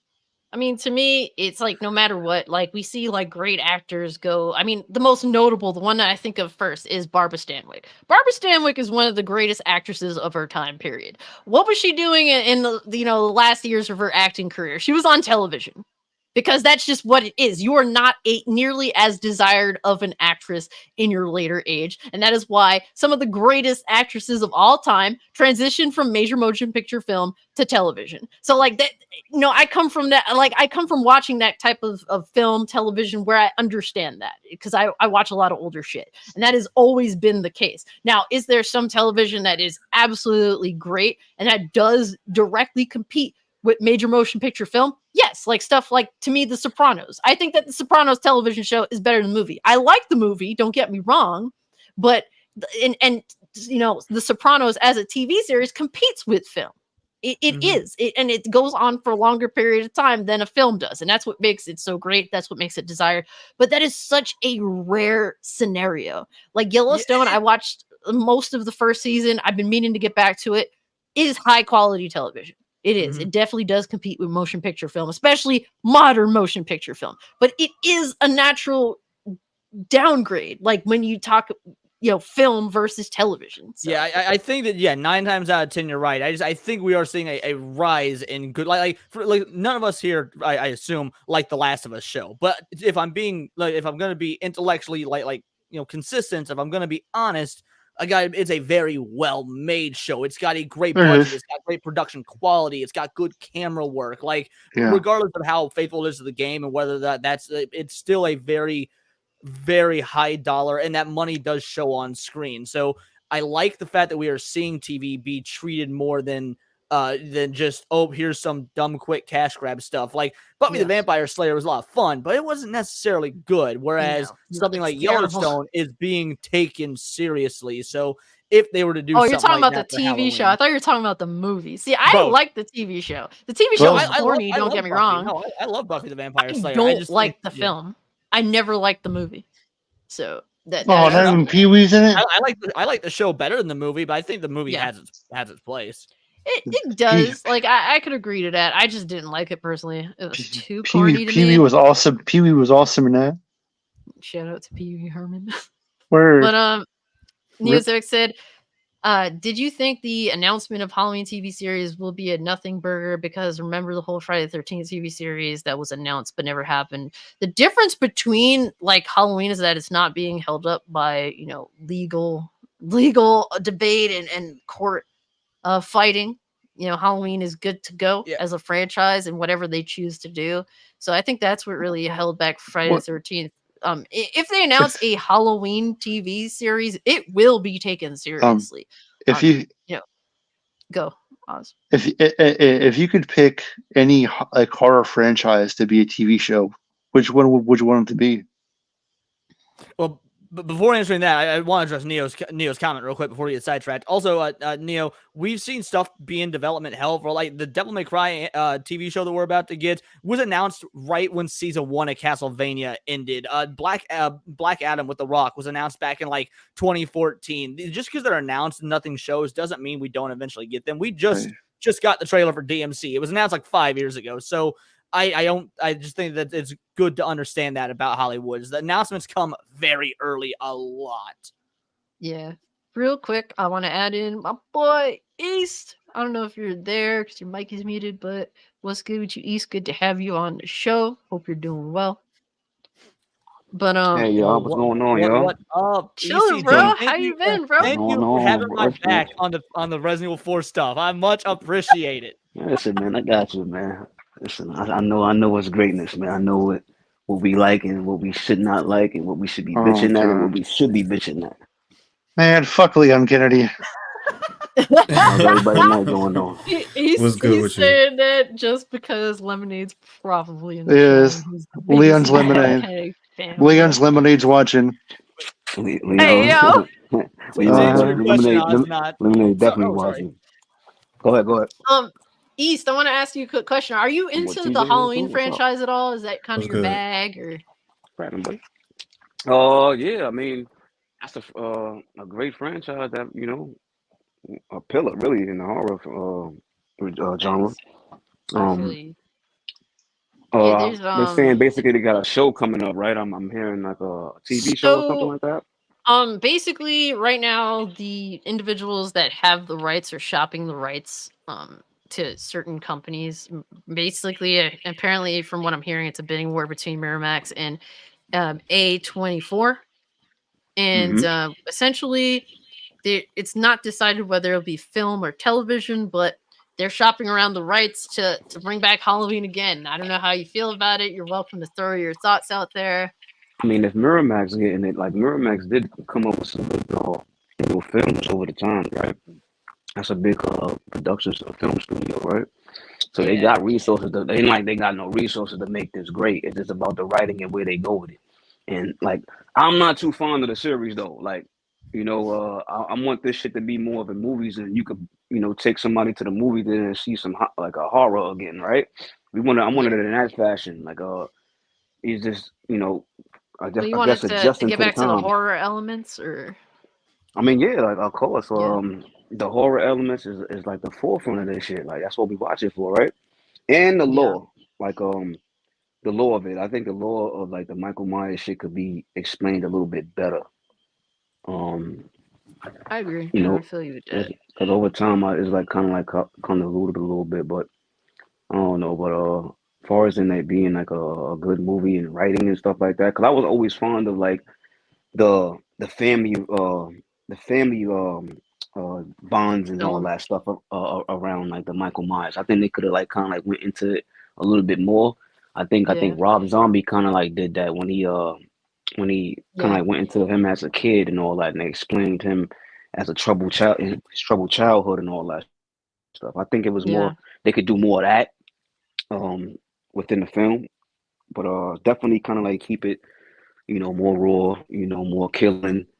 Better kills. Like it still that still needs to be there. Give it that and I dirty guess a good look, mask. man. Like I don't know how you feel about like film now, but all of film, and me and Blake constantly have this problem where film and television synonymous with this shit because everything is a set on a TV set.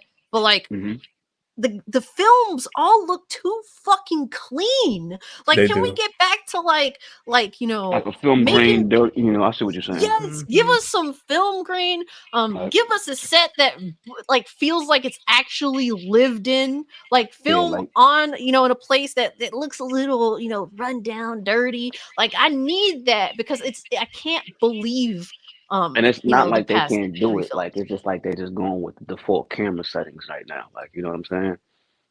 They're infatuated with the how good cameras have gotten over the course of time, right? So think about it. Halloween 1, technology back then compared to right now. So that's going to be you're going to see those differences there. But like the mastermind know how to incorporate all that to keep the ambiance. Can we The find atmosphere. Always masterminds talk about nowadays? that, right? No, Yeah, not really. that's the key. That's why I said do Miramax got somebody behind them Here's the that problem could with do that, right? Miramax. That could take it to another level. So when Miramax was responsible for doing Halloween films, I don't remember how many, but it was in the early to mid 90s. That was around, like, I believe Miramax was bought by Disney back in like 93 or something like that. Yeah, it was So 93. whatever they had planned with Miramax, like, I'm sure, like, in regards to their, like, what they were holding true to Halloween, I'm sure that Disney probably didn't really have much probably, control over it because they just had recently bought Miramax at that time. So, like, I don't have any trust in Disney to make a real fucking Halloween movie. So you're going back into like, okay, it's under a conglomerate that really kind of like they got their hands in all kind of shit. So yeah, going into the horror and like you thinking that basically they're not gonna give it enough care. They can't. They can't do it. I mean, if you even take a look at, let's take a look at what Doctor Strange 2 was. Doctor Strange 2 we was. have to. Yeah, just for a brief second. So Doctor Strange I haven't originally. watched that yet. No, TJ, I'm not going to ahead, spoil anything. I'm not spoiling anything. But Okay. essentially, what the original script of the movie was, which it was supposed to be much darker and much more of a horror film than what we saw an actual theatrically. Sam Raimi film. It was essentially, so the people that created the Black Phone were working on the script for Doctor Strange 2, and because Disney read the script and said this is too dark and it's probably not going to be PG-13, we can't do this, rewrite it. They pretty much said no, and they went and wrote the Black Phone, and that became a success. And then they took whatever Frankenstein script that they had in mind and put that together, and we got the theatrical release of what Doctor Strange Multiverse of Madness or whatever it was called. So they don't, and that movie's not good in terms of them making Scarlet Witch come across as, someone that you should be afraid of. Granted, she is at this point in time the most powerful person or hero in the MCU for the moment. So I get that part, but they don't make it seem that way with this movie to a degree. So I don't think they could do horror at any justice at all. And it's like going back into like the Disney, like they just, once they grab it, it's like, okay, it get kidified, it get dumbed down. Yeah, they make everything they want to. They basically going trying back into those notions that I always say when they get certain shit. Yeah, they want to make things very friendly for everyone so that they can maximize profits. So I get it, but it also hurts the quality of the product at the end of the day. Yeah, that's a fact.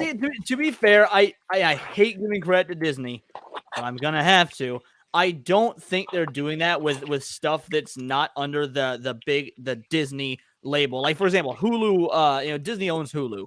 Netflix, the Hulu Futurama show has actually stayed true to OG Fox and Comedy Central Futurama. So they've not tried to soften it or kid-friendly it up, or they even, at least as much as I've seen, I've not finished it, but for the first 6 or 8 episodes, however much I've watched, they haven't even really gotten super modern-day political with it or anything. Like, it's not as good as it used to be because a lot of modern shit isn't, but it feels like Futurama. It doesn't actually feel like Disney has a hand in it. And so when you've got stuff coming from Miramax, or back in the day when you had stuff coming from Touchstone, which was just Disney, but under a rated R banner, so they had a different name, Disney did do good and is still, I think, doing good about keeping the stuff that's not technically like Disney branded, keeping it true and whatnot. So, I mean, Miramax has owned Disney for how long now? And they let a lot of movies come out that were not, family friendly or anything. I mean, fucking Disney did Clerks technically. I mean, Miramax, you said that they bought Miramax in 93. Well, Clerks was 94.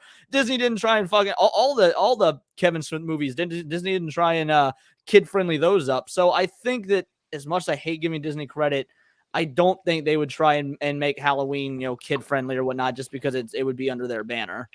I don't think it'll be kid friendly, but I do think they'll tone it down. And the Disney that purchased Miramax in 93 is not the same Disney that is being dealt with today. Right. That's why I brought up Futurama, because Futurama is like currently airing. Or actually, I think it just had its last episode last night or something. But like they didn't tone that down. So hopefully, using that as our base, tone other things down. Yeah, But I think what you should use as a base, as a template for what could be. We have to see what this next Deadpool movie is going to be. Actually, no. The only reason I didn't bring up Deadpool is because it's not out yet. Because you're right. I think that will be the perfect. That'll be the perfect canvas baseline going forward. Is Deadpool 3?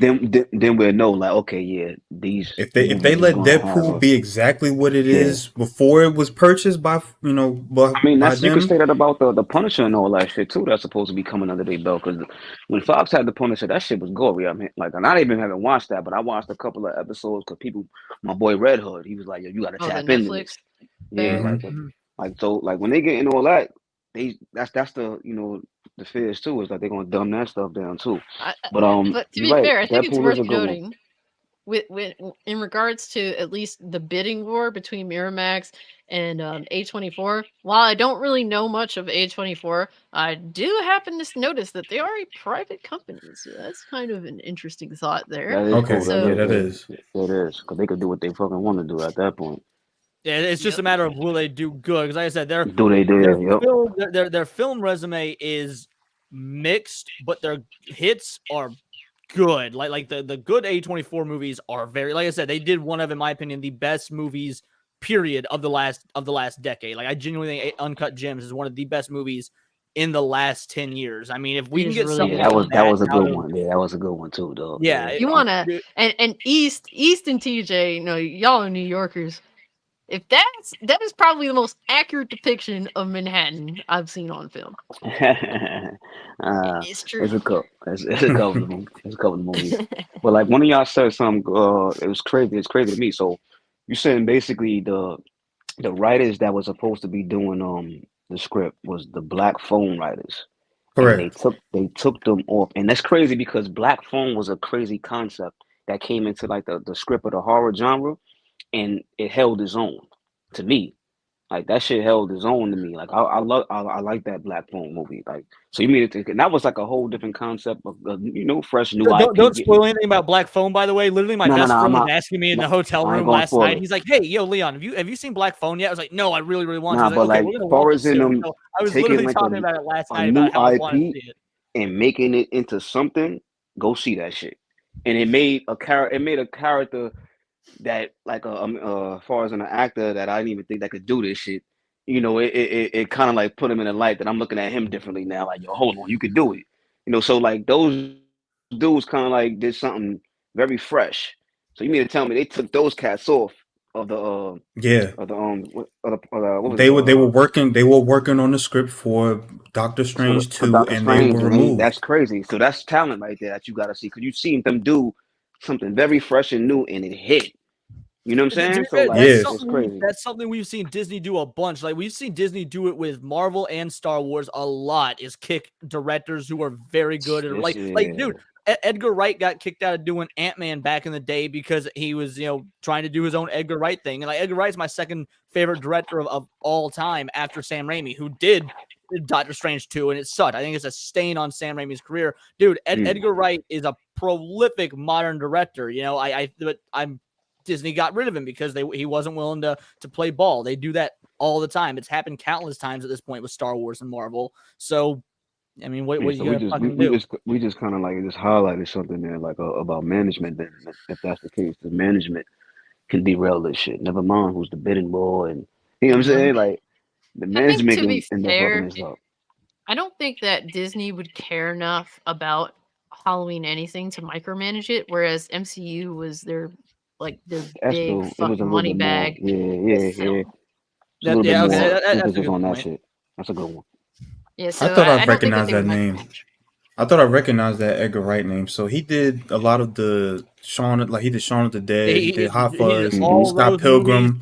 Okay, Scott Pilgrim, dude. He is a whiz. Like Edgar Wright is a fucking. He Attack the Block, which is. If you want to see Attack the Block is a sleeper. That movie's fire. Yeah, I haven't heard of that shit. If you want to see John Boyega before the Star Wars shit, Attack the Block. That was Attack the Block. What's that? It's a horror comedy about aliens fucking up London, but instead of the heroes being like good people, it's about a gang. Like it's just this gang of fucking black London teenage kids, aliens, and it is a great movie. What is it on? Oh, I recently rewatched it. I think on Amazon. Okay. Could be wrong, but dude, yeah, if you've not seen Attack the Block, check it out. Attack the Block is fire. Okay. No, I definitely need to check that one out. Yeah, But I also need to check out the Black Phone. And my boy, shout out to the Sly Crow. Oh, Black Phone is fucking awesome. He's saying, let's do a Black Phone watch party. I'm gonna be down for that in the Discord. Hell yeah. I went to the movies to see that shit. So like that's how it was a belief. I gave that a chance. Like, you know what I'm saying? So I could tell you it was a good I known for a while that Disney eventually did want to make a more like a darker movie. They've had it on the table for a while to do a live action Gargoyles movie. Yo, dog, man, it's crazy. Yeah, that one's been in development hell for like a decade at this point. Because they said that they had a director. They wanted it to be directed by Tim Burton. No, it's crazy you mentioned the Gargoyles because I was just looking at the Gargoyles game that's about to come out, and I'm like, oh my god, I need this. that they've been talking that for a really long time. Neil Zoe brought up a good point real quick because he didn't bring it up, but also, oh no, he did say that. Yeah, Predator. Prey, was it as good as the originals? No, but Prey was also relatively untouched by Disney, Disneyifying things. I think Predator, like that franchise, is about the same level of popularity as Halloween. Would you say? So if Disney didn't touch Predator, they probably wouldn't touch Halloween. That's a good point. Yeah, no, I feel you with that. At the end of the day, I think I'm going to default to the private company and let them take a swing at it. Oh, absolutely, for sure. Yeah. I think the one make or break for me is if one chooses to do film over television. Because at the end of the day, I prefer the film. That's a fact. That's a fact. If one of them is like, I want to do a film, and the other one's, I want to do a TV show, then you know what? Fuck it. Go with the person that wants to do a film. Because at the end of the day, I'm a Halloween fan girl. I love Halloween. Yeah, so I have fucking t-shirts for a damn reason. I want you to know it. And so to see one of my favorite franchises, as fucking retarded as most of the Halloween movies are, go to TV, that is a downgrade. So I would default to whichever one wants to do the film over television. At the end of the day, that's where I'm at with it too. Like, I need the films. Like, we need to get people in the theaters feeling like how we was back in the days with this shit. Amen. Yo, East, back in the day was crazy with the horror movies, man, in the theaters. Yeah, hell yeah, it's a fun time. And then those stupid Paranormal Activity movies became a thing, and then horror has been. Did you guys? Those movies fucked up horror going forward. Yeah, did you? You're not lying. Did you guys ever watch the series that came out? I think it was like a year or two ago on it was on Netflix. It was called Fear Street. The first one's really good. I didn't see any others. The first one's really good. Yeah, they're really good. Yeah, they're really good. Okay, interesting. Yeah, it's R.L. Stein. I didn't know R.L. Stein was involved. It's just he helped. It's him. Yeah, it's actually him and his son. Okay. Yeah, it's like the first one is awesome. Those are also anthologies. Back to me saying Halloween should be a TV show as an anthology. That's the Fear Street movies they work as anthology films. Or so again, I've only seen the first, but I've heard the others are good as well. So actually, that second one might be my favorite one. Actually, go ahead. This fucking new Goosebumps movie actually looked really fucking good. I haven't followed anything about the new Goosebumps. Yeah, there's a show coming on. It's on Hulu. It's coming up. I think it's October 17th is when it starts. No, but they're actually doing a movie. They're doing a movie. Oh, wow. No, it actually looks fucking scary. Good, because the last Goosebumps movie was not fucking good. It was awful. So no, this one actually looked fucking good. I was like, holy shit, this is Goosebumps. I love Goosebumps back in the day. Dude. Goosebumps, and it's gonna be on, and it's gonna be on fucking Disney. It's on Disney Plus. Well, I mean, the thing that people, I think it's worth bringing up is that we're in financial difficult times, especially these mega corporations, right? And the easiest thing to just sling out there that's cheap to make is horror. So this could be a renaissance for horror. Hopefully, I hope. Dude, we've gotten a lot of good horror. Like the last movie, one of the last movies I saw before like the lockdowns happened was the Invisible Man, and it was that was good. 2019 or whatever's Invisible Man. Like it was that was awesome. So much fun. Yeah, actually, the Wolfman was pretty fucking good too. They did a Wolfman movie? Yeah, they did. Wolfman? I remember like the 2012 one. I don't remember if it's really that good or not. I saw it, but it didn't really stick with me. But I know they did. No, they did a recent one. Okay. But East, you're a PlayStation guy. We did happen to cover the Jim Ryan topic. I don't know if you want to weigh in your thoughts on Jim Ryan announcing his retirement and just overall what you think it means for Sony. I mean, the boy going. I guess do you think that this is a positive, a negative? Could be. We don't know. We don't know that.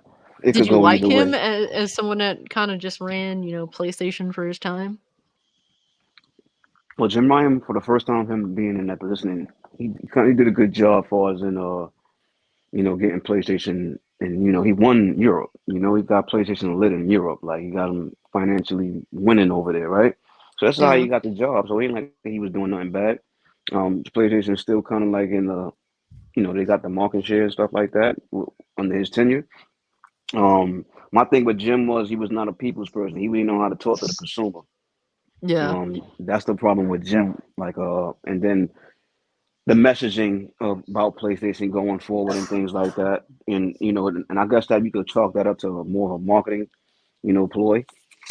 You know what I'm saying? To get people, and that's every company, right? They're going to talk highly about something or things that's not the box ain't doing right now or as of now or whatever it is, or later down the line, you get the box and it's doing other things that you thought it was going to do, and then now you got to wait. So that happens in the business, right? As far as in what titles did he bring? Like as far as in the games and stuff like that, did he bring? He did have the Spider-Man, I guess, under his belt. What else he had under his belt? I guess Ghost of Tsushima. You could say that, well, right? Those are things I think were in development before you could say that too, right? So it was like, I mean, I guess the best thing that people are, I guess what people are going to automatically grade is how PS5 generation's been going so far. For that, it would have to be going, and it's not. It is the opposite of going. It's stagnant. Objectively speaking, you have to look at it from a financial standpoint. PlayStation 5 is doing immensely well financially, and that's what I'm about to go into. Like Jim was put in place for the bag to get the money. He's a money man. I wasn't once I found out about how he operates, I said, okay, this guy is about to get the books right. You know what I'm saying? I already kind of already put in my mind. Then when I see him really not, as a gamer, and he's not he's not enthused with this stuff. He's not talking to the customer as these other guys used to be, right? Yeah. I realized that this guy's just a money man. He's here to get the books right, get everything chopping, and he's out of there. Potentially, and that's what I didn't think it was going to be this soon. I thought the boy was going to really last out until at least a pro console come out or something like that, or whatever it is. And then you got to understand, he was been dropping hardware on the Gym. A lot of hardware been coming on the Gym too. A handheld is about to come under his tenure that we ain't getting a long time, even though it's the handheld that we want, right? So, but it's coming, right? So as far as in the money things and things like that, you can judge him that he did a good job. As far as in gaming, he didn't really bring us he didn't bring us a lot of games that these other guys had under their tenure. Other things was already, like you said, set in stone. You could kind of say what Spider-Man. He kind of just he greenlit that. That's about to drop. That's about to drop. You could say Wolverine. Everything that's coming after Wolverine, you could say that's about. He's responsible for that. I think that Jim Ryan should go out of his way to thank Insomniac Games for for holding it down, for being the only ones carrying PlayStation during his tenure. It's not even Jim. Everybody need to go thank them. Everybody in that corporation, because we don't know nothing was going on with nobody else, and that's the frustration. Jim ain't give us a plan. He didn't give us a roadmap that we used to see in E3s and things like that with other CEOs under the at the helm. We used to see that. We used to see a good roadmap of many titles coming, right? We didn't get that for a couple I guess here's years. the question: what would you rather have? A roadmap, like Jim Ryan didn't give, or a roadmap that's filled with potholes and off the beaten path, dead nothing towns like Xbox has been giving us. Like, one is giving us a roadmap, but the map is shit. The other is not giving us a map at all, which is better. And that's just going. That's what you're saying is going into like the whole change of this Sony overall. Like, and then they're not talking that much. They talking when they ready. Like after E3 died, really, I think that's what it is. There's no roadmap for anybody, really, right? After E3. After E3 I think Xbox is trying to make a roadmap, but it sucks. That's what I'm saying. I mean, they all do. They all doing, but it used to be a guaranteed roadmap because a conference held you there. It held you to it. I think, fairly speaking, fairly speaking, the COVID's fucked a lot of shit up. But that's not the thing is that's not an excuse anymore. Like we're past that. Like to continue to use that as an excuse is ridiculous. They don't even have an excuse anymore. They just don't give a fuck. We passed that. Like, I mean, it's all good to show us some like, and I don't, sometimes I don't care about that, but like sometimes I do. Like, at least show me what you working on. Like, concept art, some things like that. Like. It's a lot of things that's not being shown, so I can understand a lot of frustration. See, I'm a patient guy, though. I don't really care about this. I could tell from the way you've been playing Liza P. You're like you are extremely patient. I'm a patient guy with gaming. Like I know how to get what I want out of this shit, regardless. You know what I'm saying? But like, at the end of the day, this shit is at a different level right now, as far as in what they're doing with the tech. And I do believe that this shit gonna take a little bit more time to get. Especially according to like the quality that these guys work with, the quality match with the scope, match with the whole design and all that. It's probably going to take a lot of time. Like look with Factions, we've been waiting for that shit for mad long, y'all. You know what I'm saying? Like they haven't shown us anything but concept art, and the concept art is trash. I can't even depict it. I can't even. There's nothing to talk about. There's just nothing other than apparently it's internally delayed.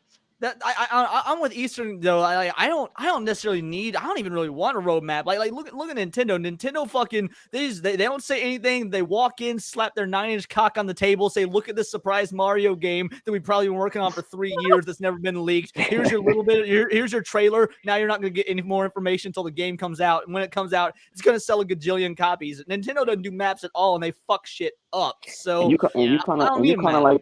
You could kind of see like they on that time too with all these state of plays. Like listen, damn all these conferences. Never, we're gonna give you a state of play and then hit you with a shebang. They already operating like that. Like right now, it's just that we're not getting the quality. We're not getting the games in there because I don't think they're really ready. I don't think they really kind of like want to show their hand. You know what I'm saying? So like, I think that to some extent, a lot of this ABK shit had a hand in it, but at the same time, that's not an excuse anymore either. Like, and I'm about to go into that, Cash. Like, that's not an excuse for a dev doing his job, working on a project, not giving a fuck about an ABK deal. You still got a job to do. You still coming here, checking in, clocking in to work on these graphics, to work on these assets, to work on. But who knows? Like there's games that have been. To be fair, it's not the developer's decision on when to announce a game or not. That's not on them. It's on PlayStation. They're the ones withholding it. And here's the thing: like a lot of PlayStation fanboys was using this, like the ABK deal, as an excuse for why Sony isn't showing anything. No, but like, you gotta look at logics. Like it's human nature. Like we still going to work.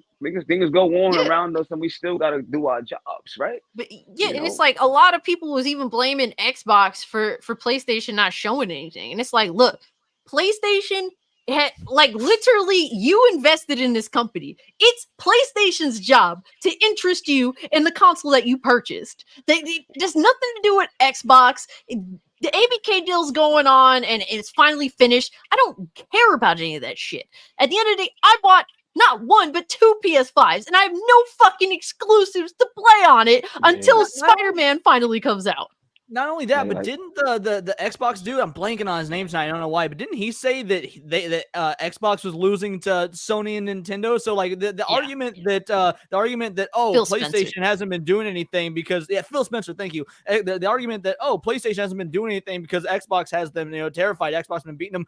Then why did Phil Spencer say that Sony and Nintendo are beating Microsoft? Like one of these has to be true. Which fucking is it? Well, both of these companies were playing victim.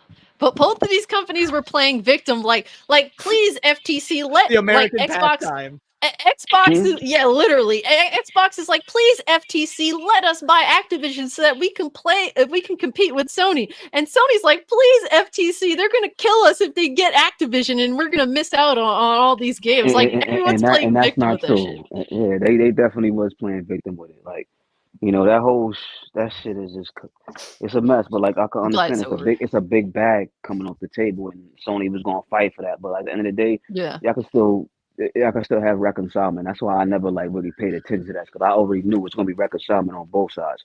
That's too much. You know, you can't leave that on one spot. You're not gonna make that bag. If you'd be a fool if you leave that on one platform. You know what I'm saying? You're not gonna make that bag. Like, you just spent 80 billion, you gotta get that back. So like, I already knew that was not like, listen, they gonna have reconcilement on both sides. But like, the playbook of how Nintendo worked, going back into that, like, yeah, Sony took that, and they can come out whenever they want to, and it's, you know, it's the talent. See, we give them the benefit of the doubt, and I don't, and this is why I'm giving them see, if they didn't have this type of shit going on with the quality and all that, and they had things in the past that kind of like, you know, gave me the, you know, gave the benefit of the doubt, they wouldn't have this. They wouldn't have this type of, you know, notion with me. You If know they what were I'm in saying? But like, Xbox's position. yeah, like, they wouldn't have this notion. I'd have been on their head like, yo, what the fuck? Yeah, listen, where is that? I need to see something. What these guys is doing, like, you know what I'm Well, saying? I mean, But like, since fairly we know that speaking. they work with quality, and we know that it takes Here the thing time, is, we the give them a little PS5. bit of benefit. The PS5 generation has been riding off the coattails of the PS4 generation. So far, like there's no reason for me to say that, you know, this is the PS5 generation yet. I haven't had that Because feeling. all of those games was that we seen was already being hatched. You know what I'm saying? You telling me that Final Fantasy 16 didn't just change your mind? Like, No. yeah, like that, like, not even 16. I think 16 was even made. You know, that they was working with the backwards. I don't even with I the don't even P4. I consider think they that was under working their with belt. P4 in mind. I think Look, they man, just switched it the and put reason. P5 just cause. Look, you know, you talk to any PlayStation fan back last generation, the thing that they said is Sony's developers. They're like 12 developers, whatever they have. They're the ones that sold the PS4 last generation. That is why they were kings of last generation. I don't care about their like first party is what every PlayStation fan says is the leg up on Xbox, and why Xbox was shit and PlayStation was the bomb. Like, I don't give a fuck about the benefit of the their doubt of like they but not showing here's the up. thing. I don't consider like their third party deals when I'm talking about PlayStation, because at the end of the day, that's not what people look forward to as a PlayStation fan. Fact. Those are just cherries on top, man. Like, you definitely, like, exclusivity sells this shit, y'all. I'm gonna tell you that right now. That sells anything. Third party exclusivity used to be a much bigger thing than it is now. That's a real deal. Like in the PS2, PS3 era, third party exclusivity was a big fucking deal, but we haven't really seen that in the PS4 and 5. So I think PS5 they're concentrating on that far more. PS5 generation. They've said that their strategy was pushing that more than anything else. I didn't know it would be at the expense of basically first party not being there at all, besides Insomniac. But here we are. That's the thing too. Facts. Like, we didn't know that was gonna be the expense. Like, but like, it's like, yo, what are you motherfuckers is working on so crazy that y'all not even wanting to show nothing? Like, usually they show something. You know what I'm saying? Like, y'all don't got a trailer for boss. So what are y'all working on? Like, really crazy. And like, they're kind of like really going back into like hanging on that third party shit. You know, even though they launched Horizon, right? Even though they launched, they had a crazy launch in the P5 era. They had a crazy launch. We can't undermine that. Like, far as launching a console, they had a crazy launch. Far as all the games that they came out with, even Spider-Man Miles Morales. But and then even in God of War, we just got out of God of War and all that shit. But the knock on that was like, all right, that was not on next gen. Like, that was just, you know, backwards compatibility. So we was lacking there a little bit. But you still got exclusives and stuff like that. So like, when you really want to count it, they have been it's just like, yo, damn, one exclusive a year. We used to operate different, you know, in that PlayStation 4 and 3 generation. Like that, like, operating just for one exclusive a year. That shit, like, with all the studios you guys got, like, that's crazy to me. You know what I'm saying? That's the whole thing now. It's like, yo, we can't have more years of just one studio dropping one game in one, you know what I'm saying, the whole year. And y'all got mad studios that got crazy talent over there. Like, we need to see it. Yeah. No, I feel you. But yeah, I hope that at least someone who takes over Jim Ryan's spot will know how to manage both sides of the aisle, appealing to the people that are invested in your current console, and also appeal to your investors. Because Well, at the end the of the day, dude. I don't want shoot TJ. No, I was gonna say the dude that's actually being the interim like CEO, he actually cares more about the mobile market than he does the console market. So, you know, be prepared for Is possibly that the more. the Yeah, Toki dude? yeah, like he's more invested, but obviously he's Japanese, so he understands what the market is out there, and mobile is Yeah. king in That's Japan. mobile. Yeah. So Yep. he, that's where his focus is. So I don't know if he's going to shift that focus more towards that, or he's going to actually try to, expound on what the PS5 ecosystem is. But at this time, it's been pretty dry. Like I don't use my PS5 at all.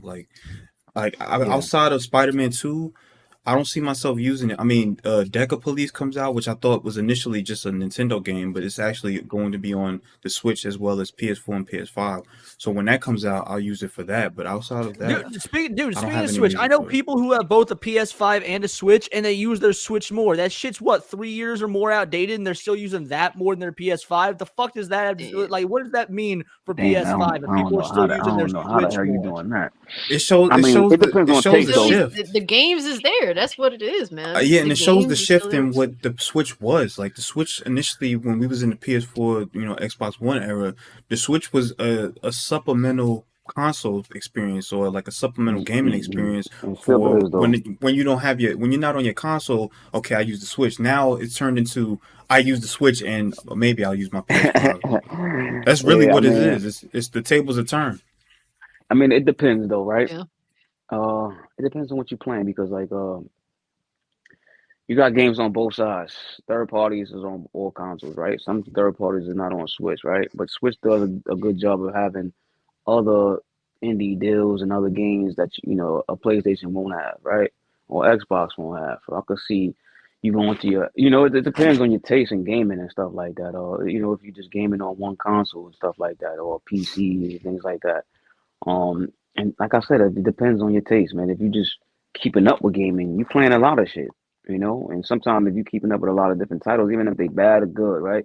You're keeping up with a lot of different titles. You're gonna be playing on your PlayStation. You're gonna be playing on your Xbox. You're gonna be playing on your PC. I'm pretty sure you like that, TJ. Like I don't know if you're playing every game like that comes out, but I don't blame you, dog. I don't blame anybody for not playing every game that comes out right now because I'm not even doing that. Because like you gotta curate this shit right now. We throwing away money. Yeah, it's been Yeah. well, in terms of this year has been great for games for me. So between Dead Space, It's RE competitive. Remake, Hi-Fi Rush, Sea of Talk about it. Stars, Talk Jedi about it. Survivor, like it's been a great year for games for me. You're not talking about this year. All right, cool.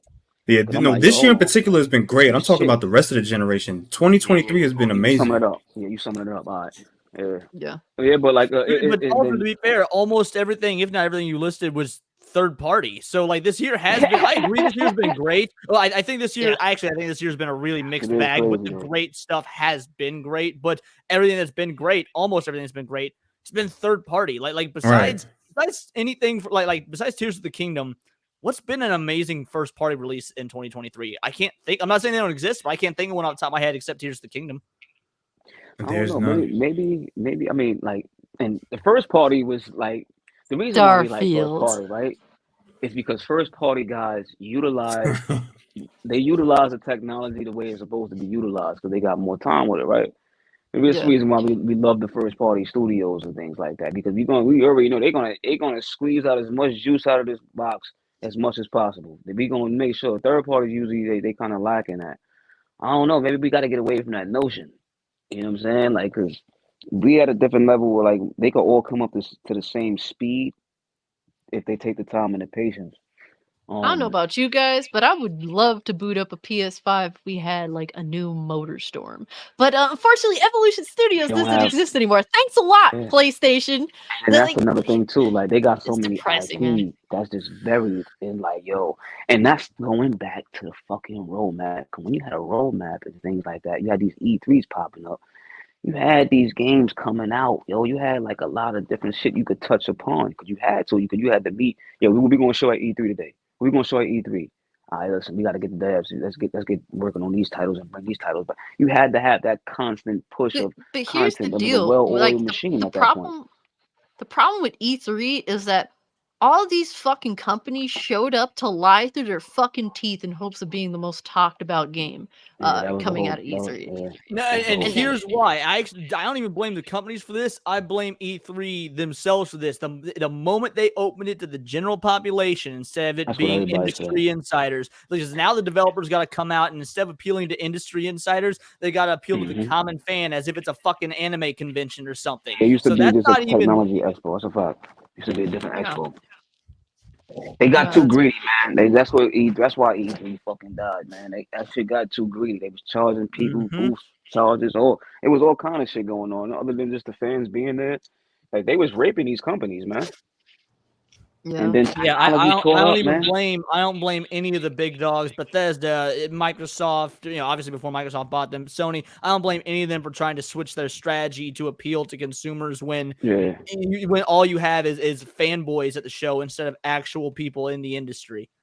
But I do miss the essence of it. What it brought. It brought everybody together to display games. You had to display some shit. It was, you know what I'm saying? Like even in the insiders, regular people on the outside, like you had to display something.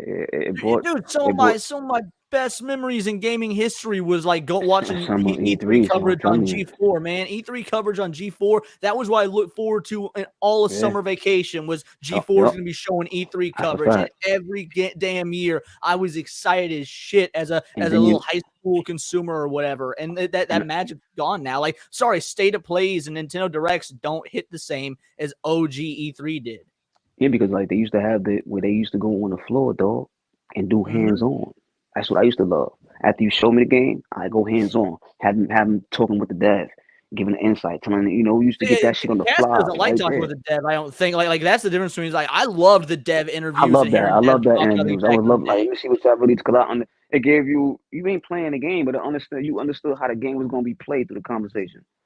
You know what I'm saying? Like, so if you knew... And you actually had people who knew about the industry interviewing. You didn't have these modern-day, like, Kotaku bitches or whatever interviewing the developers. Certain people was asking the right questions then. Right. And that's the thing that we're going to miss because we at the mercy of these guys now, right? They could just come out and at the mercy of the company. They could show us anything they want at any time. So that's the difference between the technology catching up. But here's the problem. Basic journalism back in the day was simply to bring the questions and the developers provide the answers. Now journalism nowadays is we're going to influence the developers to do what we want them to do. How many people of color do you have in the newest Ratchet and Clank game? Like, what the fuck? I want to know. Are is the Omni wrench upgradable? It's like more agendas is being pushed throughout the questions instead of just asking about the fucking product that the creator's intent. And everything is to have a hot take news article or moment. That's really what it boils down to with these fucking dying news websites, and it's all in their own accord because they've been desperate for clickbait for the past freaking 8+ years, and now people are just over it and don't give a shit about them no more. And at this point, YouTubers, we're the ones that are just dunking on them for the views that they'll never even fucking get a chance to see again. So that's just. I remember being legit excited for Horizon Zero Dawn when it first appeared at E3. When the very first Horizon Zero Dawn appeared at E3, I legit thought it looked awesome. Nowadays, you put a Horizon Zero Dawn article out, I don't give a fuck. Yeah, no, it's facts. And they have like 10 Horizon video games in productions and a TV series. You guys excited for that? Oh my god! They do. Yeah, they making everything into a TV series now. Even Ghost of Tsushima, that's about to get a fucking movie. See, you know what? Right. Jim Ryan sucked when it came to being behind the video games, but as a Sony Pictures television person, he was amazing. Shout out to the man, bro, for making sure all them TV shows and movies are in production more so than video games that we know of exist. So yeah, thanks Jim Ryan. Pour one out for the man. You can put that on the. You can put that on the record too. You could definitely put that on the record. Yep, but any final thoughts on Jim Ryan kicking dirt and finally retiring? I just hope I haven't heard you say rest in piss yet, Cass. You know what? Rest in peace. There we go. I just hope the next dude comes through and just like not be the same shit. Like, you know, but at the end of the day, I don't give a fuck. As long as they give me what I want in these games, man. Like, that's how we talk to them. We talk to with our money, with our bread. Like, we could starve these companies out if we want to. You know what I'm saying? Dude, I used to really fuck hate shit up. the phrase "the customer is always right," but after seeing what's going on in video games and movies nowadays, I get it. Yeah, the customer is always right. Like the customer, they're the ones paying for something. They know they work for us. They work for us, man. If they ain't working for you, don't give them the dollar, man. That's my new shit right now. I ain't giving you shit if I ain't liking it. Yep, but the last topic we got is TV shows, guys, because not that many games to look forward to right now. We have Netflix anime to look forward to, and don't. It's not that's already. I'm gonna tell everyone right now, all you 35 motherfuckers watching, Cass, TJ, don't call it anime. This shit is not anime. Tomb Raider is being made by an American company, and Devil May Cry is being made by an American South Korean company. This shit's not anime. You can call it adult animation, that's fine, but this is not fucking anime. I don't want anyone to goddamn say this new Devil May Cry show is anime. This is not. So hold on. They making a Devil May Cry. And what now? So actually, it's if you want to get into all of it. So Netflix announced like 3 video game related animation projects. And they've showed trailers for all of them. Onimusha, what? Tomb Raider, and Devil May Cry. Onimusha getting a fucking hold on. I need a TV game. Series. I didn't hear about Onimusha. I would much prefer a game in 2023, but instead we're getting a animated TV Nah, series. I'm pissed off right a little. Like, come on, man. I mean, I feel you, bro. Tap into it because that's that shit. But goddamn. No, it's Onimusha into a Netflix show. I mean, look, I appreciate at least the acknowledgement that Onimusha exists, because we haven't gotten that in a very long time. But I'm like questioning this series because to be honest with you, it's been a long time since I played Onimusha. But I do know Samanosuke. Okay, that's my guy. Yeah, like they got him on what's the name right now. You can go download that shit. I got him on PlayStation Store. We probably got him on PC too. The game. The game. No, I have the game. It's been a minute since I played it. It's been years since it came out. I bought it. I need another one, guys. Like, I think that shit could hold up, right? Especially right now, we got the Rise of the Ronin, the Perceiver, the When the Winds Meet, Onimusha. Like, we got the Neo games, Neo 1 and 2. Like, Onimusha could fit right in here with this shit. Bruh, I love Samanosuke, and I was like, the whole thing. And to be honest, like I said, I forget more than I remember when it comes to Onimusha. But where the fuck is Samanosuke in the trailer for Onimusha? That was my main thing. That was like, come on, man. I know that I believe it's Jubei in Onimusha 2, but I was always a Samanosuke fangirl, really.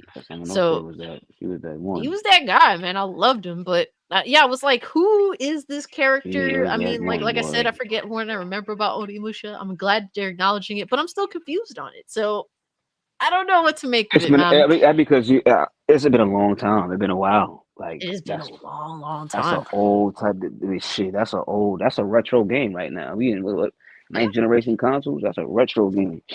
Yeah, there's been an Onimusha game since PS2, right? Or was there one on PS3? They remastered the original Onimusha, and that happened like 7 years ago. That's a really weird IP choice from Capcom. Like, when you got things like Resident Evil and Street Fighter, and you go with Onimusha. Like, I that's just, I don't know. To me, I don't see a market for that on Netflix. I think Street Fighter would have did like. Because I always said that too. Netflix is Street Fighter's had successful anime movies and series. Yeah, like it's proven. To be fair, Devil May Cry has also had a successful anime. So, and that one was actually an anime.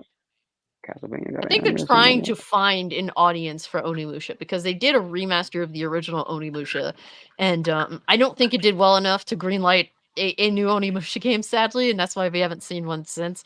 But I do like. I think that Onimusha can find an audience because it is a great series in its own right. I mean, it's bred from Resident Evil, so I mean, it has great like inspiration. It is a feudal Japan-esque Resident Evil game. Like Does that's what Capcom made have an it IP at this point Ani? that isn't bred Yeah. from Resident Evil? To be fair, like Devil May Cry was bred from Resident Evil. Fucking Onimusha bred from Resident Evil. Like everyone's like, oh, Resident Evil's gone off the rails. Well, it's gone off further before to the point where they've turned into other fucking games. So, but they were great games. Like Devil May Cry is them. Fucking great series. Onimusha is a great series. I mean, if people can't appreciate Onimusha enough to buy the remaster and maybe watch this anime series, and if it's good, I don't know what to tell you guys, but I assume Onimusha is someone's like, hey mom, can we get the new Dynasty Warriors game? We have Dynasty Warriors at home, and it's fucking Onimusha. Oh my god, Jesus, you're terrible. But yeah, Dino Crisis Yamari as well. I love me some Onimusha, man. Yo, I think real Onimusha quick, could do some shit with some systems, some new systems and shit today. Yo, I would love to see it, bro. Like, I'm terrible when it comes to horror, like video games specifically. Horror films, I'm fine. Horror video games, it's tough go for me. But I didn't give a shit. I was playing that Onimusha because I love samurai stuff as a kid, so that was what immediately drew me to it. But real quick, shout out to Sly Crow. Yeah. Yo, Sly Crow, thank you so much for the $2 Canadian, bro. He says, chill, Cassie is the GOAT. Good show, fellas. And he's giving a fire shout out to Eastern Conference Gaming. Man, thank you so much, bro. Yeah, Eastern Conference Gaming. Crow, what up, boy? Hell yeah. But look, if I'm gonna be 100% honest with you, the Devil May Cry animation, I won't fucking call it animation. It looks like we barely got anything. We got Dante doing a backflip. Like, it looks fine, but it does not. How do you like the art style though? I was about to say, share my screen if you'd be so kind, Cass. Let me pull it up here. This was the Devil May Cry anime from 2009, and this was awesome. This is what Dante should look like. I do not like the design of Dante's face and hair in this new thing. Like it just does not like. Hold on, because if you haven't, let's see. I never finished that series, so. To be fair, I like them both. They're clearly two different styles, but I enjoy them both for what they are. Like that to me just looks like generic silver hair anime boy, as opposed to that is you know that is Dante. This is the 2009 anime, and this is the one that's coming out, and I'm sorry, that just does not look like Dante. It don't look like it. Yeah, it looks trash. I feel you on that one. I mean, clearly they're obviously coming out with one. I'm not opposed to it. I would like to see more beforehand, obviously, because you're correct. Like, they gave us a very small snippet. So was that new one as a reboot? Is a reboot anime series? I don't know. I don't know. We don't know if it's going to be tied to the games, if it's its own standalone thing. All we know is that there's a new Devil May Cry project from the dude that did the Castlevania series, which, first of all, I think is overrated. And then how was it? I was about to ask, like, how was that one? Because I heard that was cool. The 2009 series is awesome. It's a prequel to Devil May Cry 3. It's canon. I'm saying the Castlevania. Nobody like that one. I think Castlevania is overrated. It's not bad, but I don't think it deserves all the praise it gets. I think it's a relatively good video game adaptation, but I'll be honest, I think the Sonic and Mario movies are better adaptations than Castlevania, if I'm gonna be real.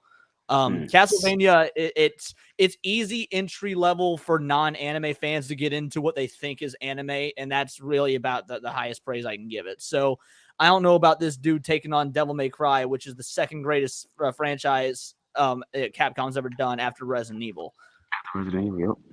So I mean, my boy, shout out to Sod Viper.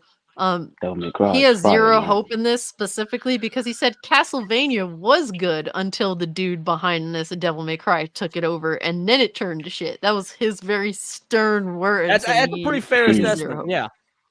So, I do like the voice. They've given a little bit of Dante's voice, though. I think he sounds good. I don't think it's the same guy from the games, but the voice actor they got for Dante sounds good. I just don't think it looks. And again, I'm open to seeing more. It's like a 45-second trailer, and all you see is Dante doing a fucking backflip. So it's just I'm going purely off the character design of Dante. I don't, but Tomb Raider looks bad. Tomb Raider fucking dude. Well, because Tomb Raider, the trailer for Tomb Raider gave us so much more, and you can already tell the character of Lara Croft. Lara Croft is not correct. Like there's a quick shot where you see her looking at a photo, and she's like caressing the photo because it's probably got like some dead family members or whatever on it. Lara Croft ain't supposed to give a fuck about this stuff. Lara Croft, her whole thing is she's an adrenaline junkie. I don't want this modern day Crystal Dynamics Lara Croft that uses a fucking bow and arrow. I want gunslinging bad bitch Lara Croft. It's a selfish bitch who's only out for herself and her adrenaline, not some deep emotional like, oh, I'm such a vulnerable girl. Fuck that version of Lara Croft. You were finally getting her in an animated version, and you're giving us this pussified version. Fuck your bow and arrow. Where's your twin pistols? Facts, right? I mean, and I agree with you. Like, I don't really want the sentimental Lara Croft. And obviously this is taking like the basically the picture that he showed shows that this is based off of the reboot. So they're showing the characters. Like the OG Lara Croft. Character design wise, she looks like Lara from the 90s, but her personality is clearly Crystal Dynamics. Oh, it's such a fucking cock tease.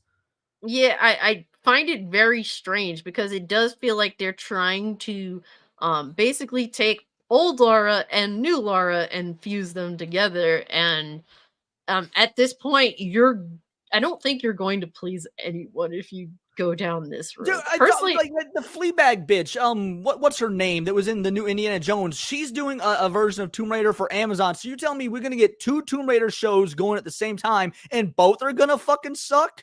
Okay, to be fair, I'll take this over that. Okay. I mean, yeah, I will too, but that one being awful doesn't mean this one's good. It just means it's less bad. I think that to me, like, I don't mind the Tomb Raider reboot. It's more so the sequel fucking video games that are the first one's a fine origin story, but then they kept going with it. That's and that's my problem. If you let the first one alone and said this leads into what would be the PS1 era, I'd be totally fine with that. But they didn't do that. No, and I completely agree on that front. They definitely the first game totally felt like they were leading to the sequel being Lara that we know, and I was super excited for that. I literally went out of my way to buy an Xbox to play Rise of the Tomb Raider because I was so excited. I'm like, she's gonna finally transition to being the true Lara Croft, and not to being a man, but being the Lara that we're supposed to know and love. After that insane time of her being on that island dealing with that stuff, clearly she kind of had that. How do you say that with like Terminator, when you have Sarah Connor, like in the original Terminator, she has that moment where it's like, okay, this is the Sarah Connor she's meant to be. When she's like literally grabbing Reese and being like, get the fuck up, motherfucker, we gotta do this shit. So like you see her go through that phase where she's shows the signs that she is the Sarah Connor that she is known for in the future.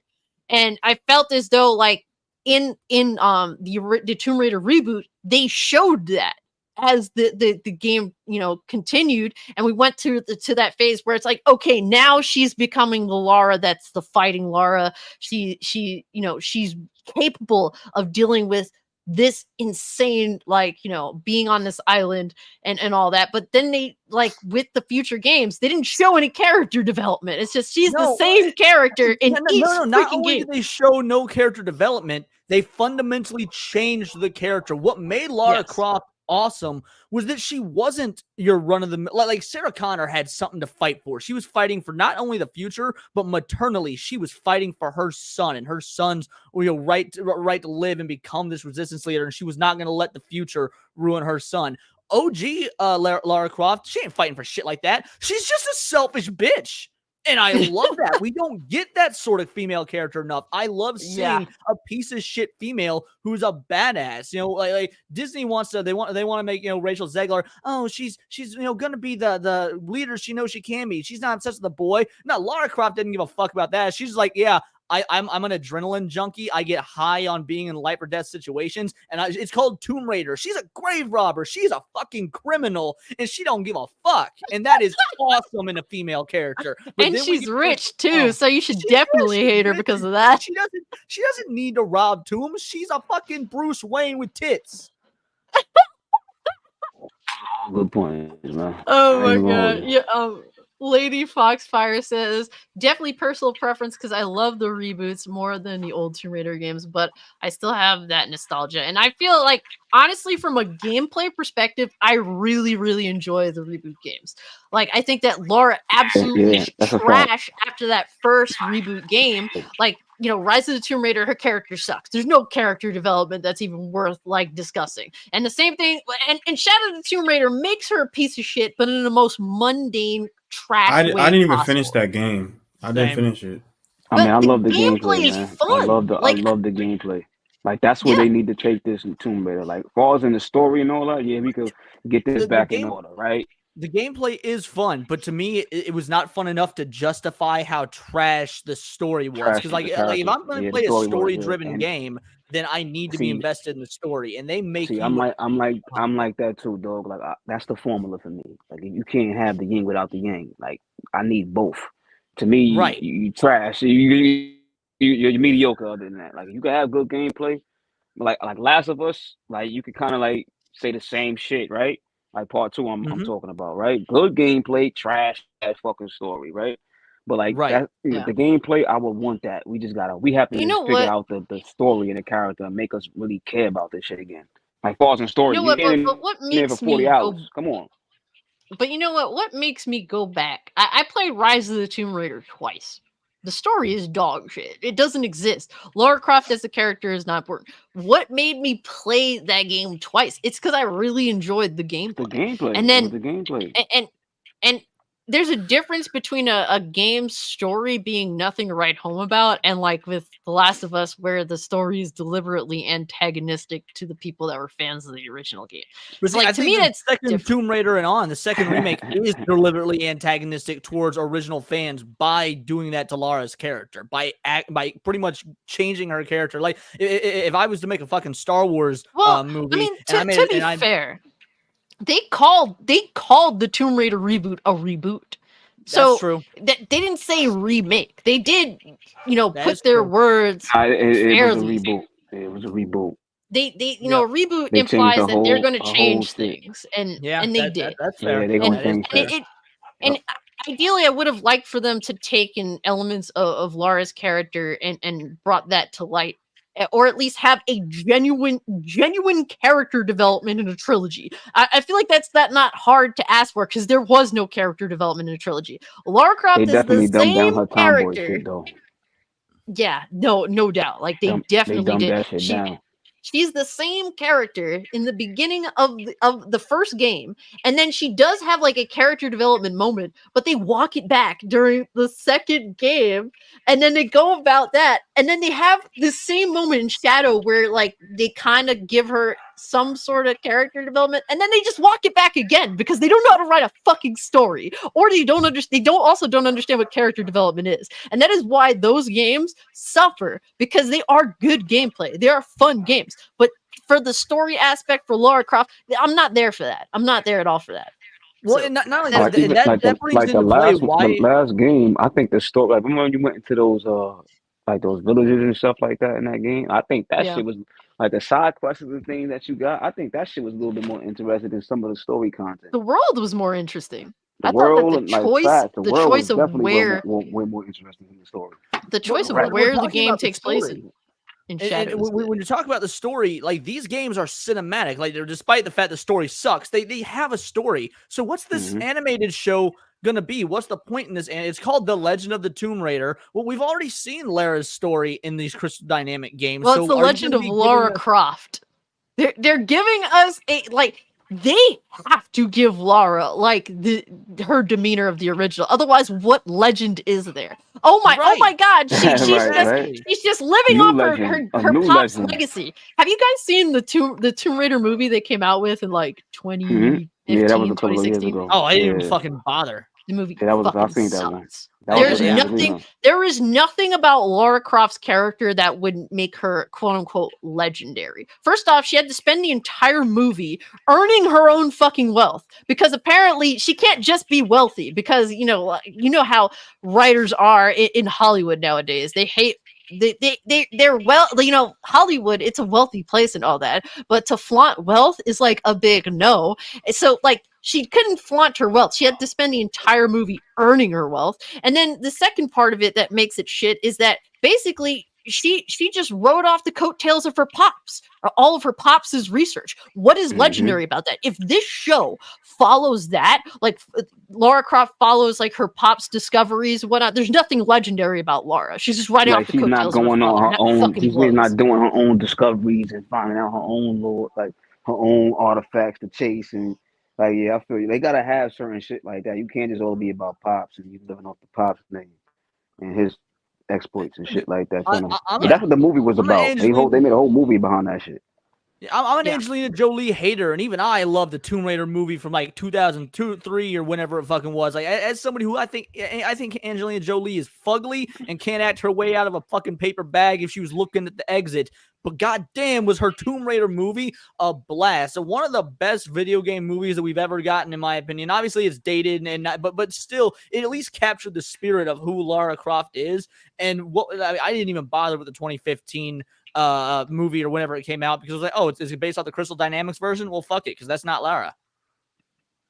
Yeah, I mean, we have to wait and see. I would like to see more of like her character, her demeanor. They don't really show that. They just show the adventure aspect of Tomb Raider. I think that maybe, like, while I am skeptical, I think there could be something here. I'm at least looking forward to it more than that bullshit with the chick from, what is it, whatever. Which do you think is going to be better between the two? I guess between I think Onimusha is a little bit unfair to compare with the other two just because it does not have the name recognition. So I think they're going to be able to get away with a little bit more than that. But between the two, as much as I was shitting on Devil May Cry, I think that's still going to be leaps and bounds better than Tomb Raider. I think so too, because as long as you hold true to who Dante is, it's going to be naturally exciting. Which the trailer looked like it did. Again, despite my character design gripes, he felt like Dante. He felt like he was just having, here for a good time, but not a long time sort of thing, Oh my God. Yo, you sick. I ain't gonna post it. But, I'm interested to see where both of these go to because they didn't necessarily make me mad. I mean, like, if you don't like the art style for Devil May Cry, I personally, I'm not that. I think that I'm very picky with art style, and I wasn't bored when I looked at it. Most art in anime now just bores me to tears. It looks extremely hollow. The art style for this DMC series looks entertaining. It looks good. It's at very least it vibrant. Looks Asian. I'll give it because Capcom's a Japanese company. At least this is a South Korean animation company, so it still looks Asian. Tomb Raider is American as fuck, and it shows in that the animation. So. Yeah, like Devil May Cry does look better. It's just, I'm just spoiled because the 2009 anime has no right to be as good as it is, and yet it's a fucking masterpiece. So no, it is pretty solid. Yeah, I'm excited to see where it goes. Behind that and fucking it up is like, Out of all three announced, Onimusha, Tomb Raider, Devil May Cry, which one are you hoping is like the hit out of all three of them? I hope the Onimusha one it really hit because, like, think about it. If Onimusha that anime hit, you got a chance of getting the game, man. Exactly. That's I didn't even know about the Onimusha announcement until the show tonight. I heard about the other two, but not. I wasn't even going to talk about it, dude. I want Onimusha to be a success just because that means maybe we'll introduce new people to the franchise, and then maybe get more. Like Devil May Cry has been doing good. Devil May Cry 5 was a banger of a game. Second best Devil May Cry in the series, in my opinion. So I'm sure Devil May Cry is in good hands. I'm sure Devil May Cry 6 is going to be a blast. Seeing Onimusha come back though. That's pretty fucking solid. And that's not, and Devil May is still not stale. It's not stale. So Onimusha, like you said, a generation of new fans coming into play, and then like they could take it to different heights, man. Nowadays with the technology and shit like that, man. I want an Onimusha game at least 40 hours of me being in it. I'm gonna stretch it at 100. I'm gonna take the 40 and take it to bandwagon jumper. I'm gonna have to jump on No, your it's guys' okay. bandwagon. I It's want okay, 'cause that Onimusha shit to is gonna be succeed shit. the It's gonna most be too, shit. because look, from the leaks from the new Tomb Raider game that's in development, that game is fucking doomed. Okay, they actually go through with what the leaks were saying, and there's a lot of credibility to these leaks. So if they actually go through with making Lara, the leader of like a group of archaeologists, and her love interest is some chick, and it's like this bullshit that totally isn't Lara Croft. Yeah, that ship is sailed. That shit is DOA as far as I'm concerned. Devil May Cry is going to be Devil May Cry. It's in good hands as long as they don't revert back to going down DMC. If Onimusha is successful, there's a lot to gain. Onimusha is an actual. It's being produced by a Japanese company in Japan, and right now the only voice actors listed are Japanese. So I mean, it may be a double come. I don't know, but Onimusha is going to be an actual fucking anime. That's already better, in my opinion, than these other two. Okay. Yeah, and it's true. If Onimusha is successful, if it becomes beloved through Netflix, that could inspire so much. Because I feel as though Capcom they do a lot of little things in hopes of sparking interest in a lot of their long-standing franchises. Can you imagine an Onimusha game with that RE engine? Like, are y'all fucking kidding me? Can you imagine that? I'm already in the game. I like to live in the future. I'm already playing it. Nah, that's big facts. I would be 100% down for Onimusha modern day, man. In my mind, I'm playing that shit already. Like, I need that. Like, cause that engine and what they could do, we're gonna see another element of the RE engine get bestowed upon us with the fucking goddamn the Dragon Dogmas 2 game. We're gonna see it in a different fashion. That shit looks sick. Right? Like I'm excited for Dragon's Dogma 2. I thought it was gonna be some PvP. Some co-op though, guys. Like, come on. Nah, man, that's Dragon's Dogma 1 is old school RPG action, man. That's just what it is. Yeah, it's great. I can fuck with it. So, any final thoughts on the co-op? What's that? Go ahead. No, finish up what you're gonna say. I was gonna say the co-op nature of Crimson Desert. Like we could wait on that. Like that's gonna have a little co-op nature to it with the RPG shit. Okay, but any final thoughts on these anime adaptations from Netflix? Well, for one, it's not anime except Onimusha. It's not fucking anime. I do want Devil May Cry to be good. Just throwing that out there. While I'm bitching about the art direction of Dante himself, I do want to be good, and I want to be much like we were talking about earlier about wanting to be wrong. This is a case where I do want to be wrong. I'm still going to give it a shot when more information comes out. So, I'm probably I'm like 50-50 on giving Tomb Raider a shot. Onimusha, I'm going to watch no matter what. Devil May Cry, I'm leaning towards like I want to be wrong. I want to be good. So don't take me bitching about it as like, oh, well, I've already given up on the series. No. Just going off of my initial instincts watching 45 seconds of Dante doing a fucking flip. Yeah. No, I completely get you. And there's like, depending how you feel on art, that's subjective. There's things that I like about it and things that I'm kind of like, I don't know. Like, I think, my boy Sod Viper, he has a good eye for what he can, like when he can confirm something is going to be good. Now, I think he's quick to jump on, this is going to be shit. But, he brings up direct references as to why you think something is going to be bad. And he said, yeah, Castlevania was good up until this dude that's behind DMC, this animation, took over, and then it wasn't good anymore. So I get from that perspective, but I do think that Dante is like Dante from what I'm seeing. So, mixed thoughts, wanting to see more. We'll see what happens. Tomb Raider, I hope it's good. It's probably going to at least be better than the new freaking video game that they have coming out if they hold true to what that script is supposed to be. Or the Amazon show. Yeah, or the bullshit-ass Amazon show. So that's at least, hopefully, if it's halfway decent, I'll be interested in it. Phoebe Waller-Bridge, that's her name. I couldn't remember earlier. Phoebe Waller-Bridge is doing the Amazon Tomb Raider show. Fuck that bitch. Yeah.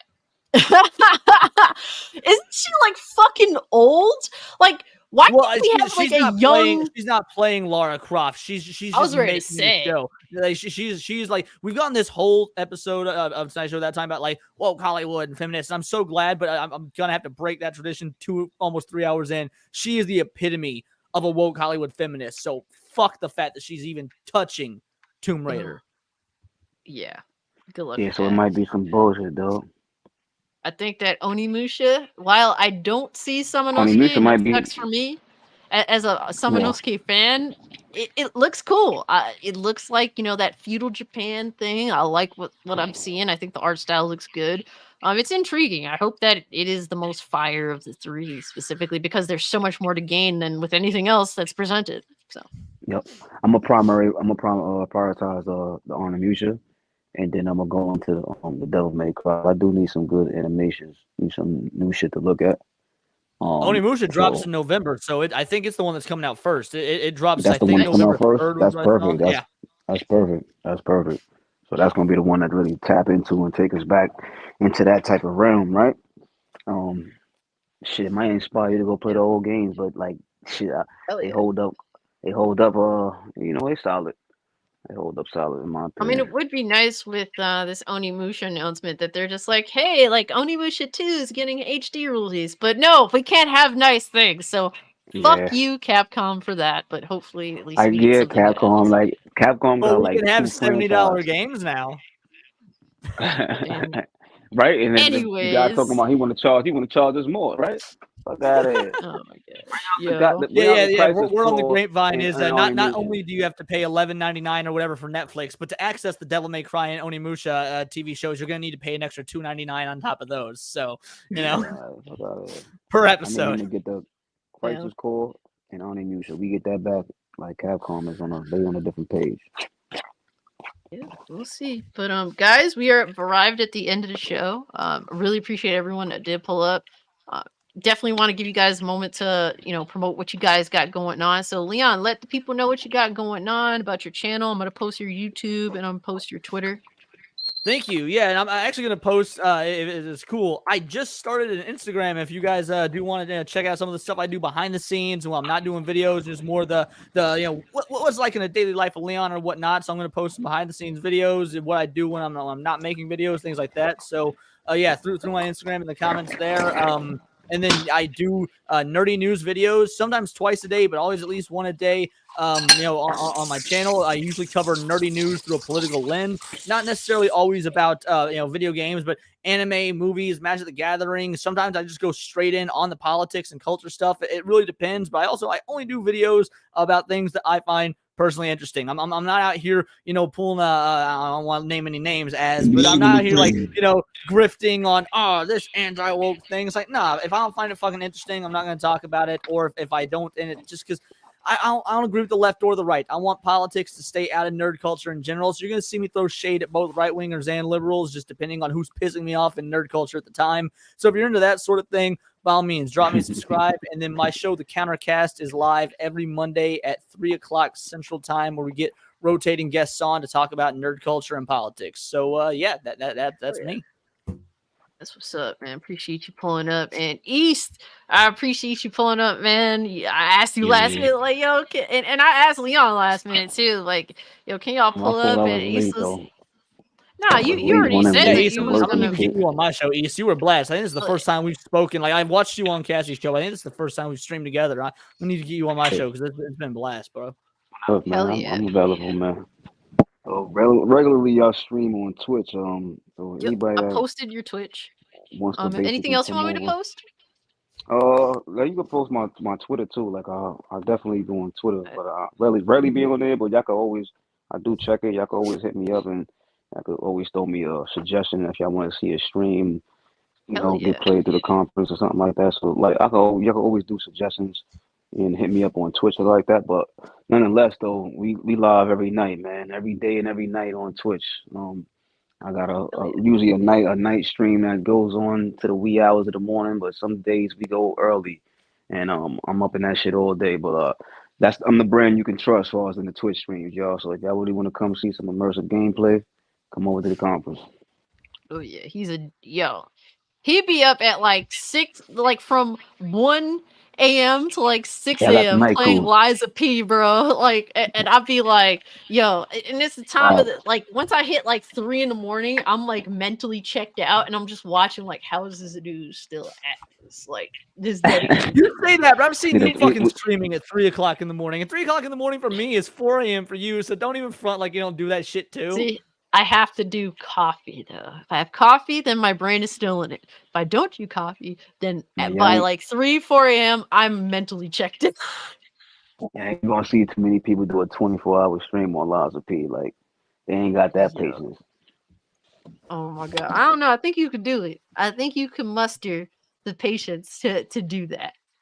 Because if you can't do it, nobody can do it. Been done. See, you missed this. All right, so when you came in the stream the other day, we was on the 24. We was like 17 hours in when you came in on that Lies of P stream. So we did like about what 23. We did a 24-hour that day. Damn. You know what I'm saying? But I cut that shit off. I'm like, hold on. That was a lot of work though. But shout out to the Lies of P. That's one of the greatest games that came out this year. Y'all go cop it, go play it, go figure it out, go challenge yourself. Even if you don't play that type of shit, just go challenge yourself because it's bringing something new to the table of gaming as far as in story. Pinocchio, y'all. Come on, man. Like the original script of Pinocchio and the references of the original adventures of Pinocchio being told into a dark fantasy. Like we ain't never had no shit like that in medium. We ain't even had it in film, right? So like they giving us something that we never had. Stoked to play Lies of P. I think it looks. I've never played a Souls game except for Dark Souls 2, and I did Drunk Souls, so I took a shot every time I died. So I don't actually remember playing Dark Souls 2 very much. I have little snippets. So this will be my very first Souls-like game ever. So I'm stoked for it. This one is good. It's good. It's Souls. Like the combat is Souls, hand on hand. And then it got an element of sucker robot, prosthetic arm and things like that offer different type of gameplay changes. But you got the gameplay, you have the ability to kind of like explore in there, and then you have the story. Like it's holding your hand and it's not holding your hand in this experience. When you play Dark Souls and other games, like they don't hold your hand. That's what I've heard, and that's what I love. I want difficulty to come back to video games. I'm tired of video games being easy as shit. That's one of the reasons I don't play a lot of modern games. So dude, I think Lies of P, it looks great. Like I love and then that's the thing too, though, Leo. It looks good. It looks good. It plays like it plays good. It looks good.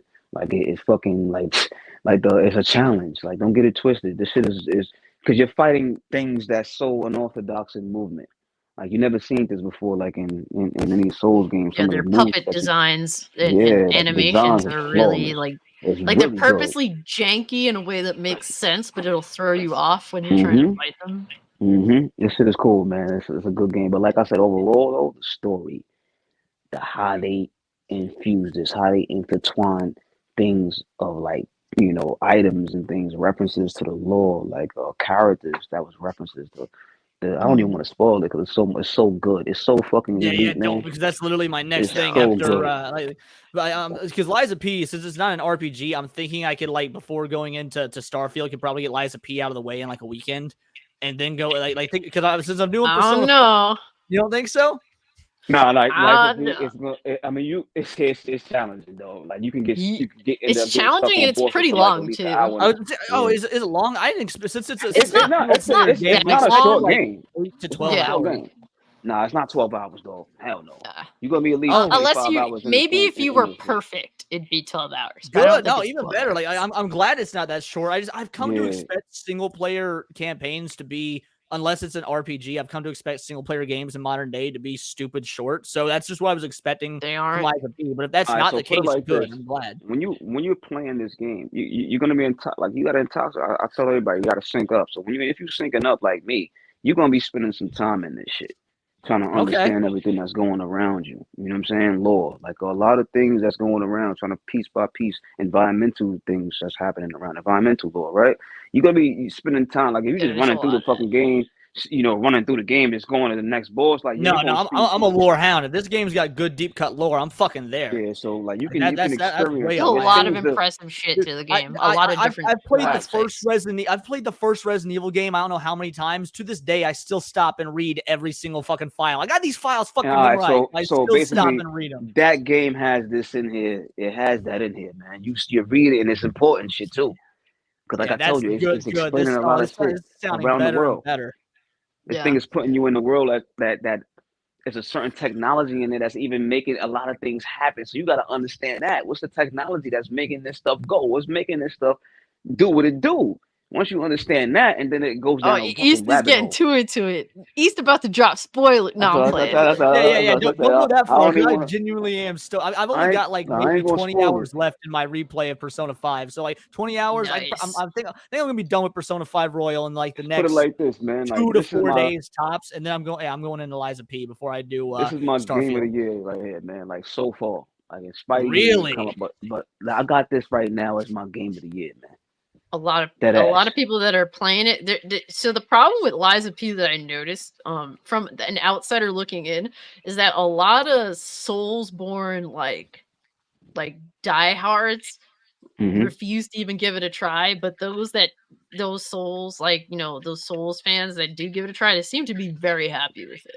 Yeah, because it's people, and it's like that, right? You see another formula that's renowned with it that you love, and you like, that's just some, it's a fucking, it's a carbon copy, right? But that's not a carbon copy.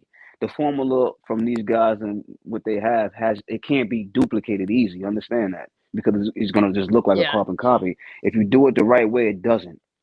Like Remnant a lot of these like wannabe Souls games, they can't copy it. They try to, and they try to, but they fail. But these guys took an attempt, and they are surprised. They have surprised me throughout the whole journey. I even think they kind of like took it. They even got new things in the game. It's not all Souls. Don't get it twisted. Like they got new elements in here that's going to separate the experience. All right. So far, my game of the year has been Tears of the Kingdom. So if this game is gonna top that, I'm gonna really need to see some shit. Because to me, so far, Tears of the Kingdom has easily been game of the year. But I'm not a staunch Nintendo fanboy. I'm open to having my mind changed. I wanted Resident Evil 4 Remake to be my game of the year, and it just wasn't it. So maybe Liza P can do for me what Resident Evil 4 didn't, and top that crown. It might, because it might just off the simple fact that you saw Zelda before. Zelda. We seen these acts, man. We seen these acts before. We haven't seen this type of act, this type of theme, this type of interpretation get infused in any medium. Then it's a game. It's the medium that's most respected by me. So that's that right there. You got to hold it highly. And I loved Alice, the Alice and Alice Madness Returns games, and this looks like a Pinocchio version of that. Like take an iconic franchise, completely flip it on its head while keeping it true to source material. So like as someone who loves America McPhee's Alice, that's another reason I thought Liza P looked dope. And then Pinocchio is that's a dog story in certain respects. It's not a kid story. See, Disney fucked your head up. They're gonna get you back on your feet. Like the Disney Pinocchio movie, even that's my favorite Disney movie. And even you're right, Disney treated that with kid gloves, but that's my favorite Disney movie. So I'm going in looking for like, oh shit, let's you're gonna see you, and if you love that, you're gonna see the references. You're gonna be like, oh my god, because they're taken from the original Carlos Collodi's fucking story of Adventures of Pinocchio. This is what this is deriving from. It's not deriving from the Disney's interpretation. Is deriving from the original script, son. This shit is different, bro. That's sick. Okay. That's why it's like, yo, hold on. TJ, there, buddy. Yeah, I'm still here. Now, anything you want to say to the chat? Are you going to be playing Liza P? I'm not playing Liza I need TJ. P. Come on, TJ. Come on, man. No, I'm not playing it. Right now, my focus is on finishing Jedi Survivor. All right, so TJ, what's going on with it? Did they fix it? They did fix it. It's working now. Oh, maybe I'll give it a shot then. Finally. Yeah, so it's in working condition. Okay. Hold on. Are you playing on console or PC? I'm on PC. Okay. So what about a console, dog? Like, cause I'm on the P5. I heard that it runs a lot better now on the consoles than it did before. I heard it's not perfect, but if they had a fix on a PC, because the PC I think had the worst. The PC was the worst version. It was. Yeah. They fixed it there, so they had to get this shit working on console. I can't see that. Like, I got it still fucked up on both sides. Like, come on, y'all fix that. I know I had to fix the console side. But in terms of Liza P, I'm not playing that until probably next year, and that's okay.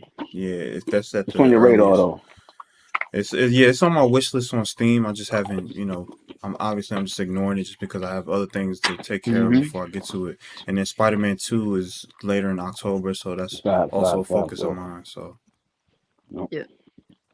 Well, I'm gonna keep losing my nights in Starfield and having fun with that. And guys, if you haven't considered making a Kick account, or if you do have a Kick account, follow me there. I've been streaming Cyberpunk, and that's been a consistent game that I'm streaming on there. I will finish it on Kick, so that's gonna be fun. If you want to catch me there, I always got something going on YouTube, so stay tuned for that. I really do want to give a shout out to the channel members. I meant to do it in the beginning of the show, but I forgot. But I never forget about you guys, so we're going to do that real quick because I do appreciate y'all for believing in an asshole like me. So shout out to Our Carry, AB Limits, Alex vs. Evil, John Shepard, Orange Hat Reviews, Admiral T, Kargichi Nai, Words of Paradise, Adriano Italiano, Retromania, I'm a Rich Swaglord, Fake Pear Bear, Tatsusama, Nola Boy 504, KRG, Panther 111, Severin Evans, Astro Cyborg, Cannoli Sasquatch, Andy Hart, Overcooked Octopus Feet, RC Scott, Tokyo TZTV, Disney Sheepherder, Deathmaster 234, Osseous 07, Spectre hashtag 799, Drury M420, Pigeon Salad, Gray Early, Black Cobra, Lord Metroid, Fuck Norris, G Linzer, Rome, Bruce Banner, Livewire 4K, and hey, it's all good. Appreciate y'all for believing an asshole like me. Guys, if you haven't on your way out, subscribe to the channel, hit the like button. Definitely check out these creators. I will, I've linked them in the chat. I'll also, I need to put East in the description, so I'll do that. I linked Leon's channel on there. I'll also link East's Twitch channel in the comment section on the description. Definitely check them out. They always have something interesting to say, and they're keeping it real, keeping it gaming, having fun, just talking about all sorts of things that are interesting. So I appreciate everyone that pulled up. Thank you so much, Lady Foxfire, Alex, Astro, FTW, Tommy. Appreciate you pulling up. Side Strike was apologizing for not pulling up to the live stream, and you never have to apologize for that, bro. Hope that your headache went away. Man, thanks so much. G Linzer, thank you. Lowest Expectations, appreciate you pulling up, and I love your name, by the way. Definitely salute to everybody that pulled up, yo. Salute to the chat, y'all. Hell yeah. Salute to the chat. Appreciate y'all. My boy Sly Crow, thank you so much for the super chat. Sly Crow totally didn't have to, and same thing for Black Cobra, totally didn't have to. Thank you, all the channel members, and yeah, guys. With all that being said, we are out. Peace. One.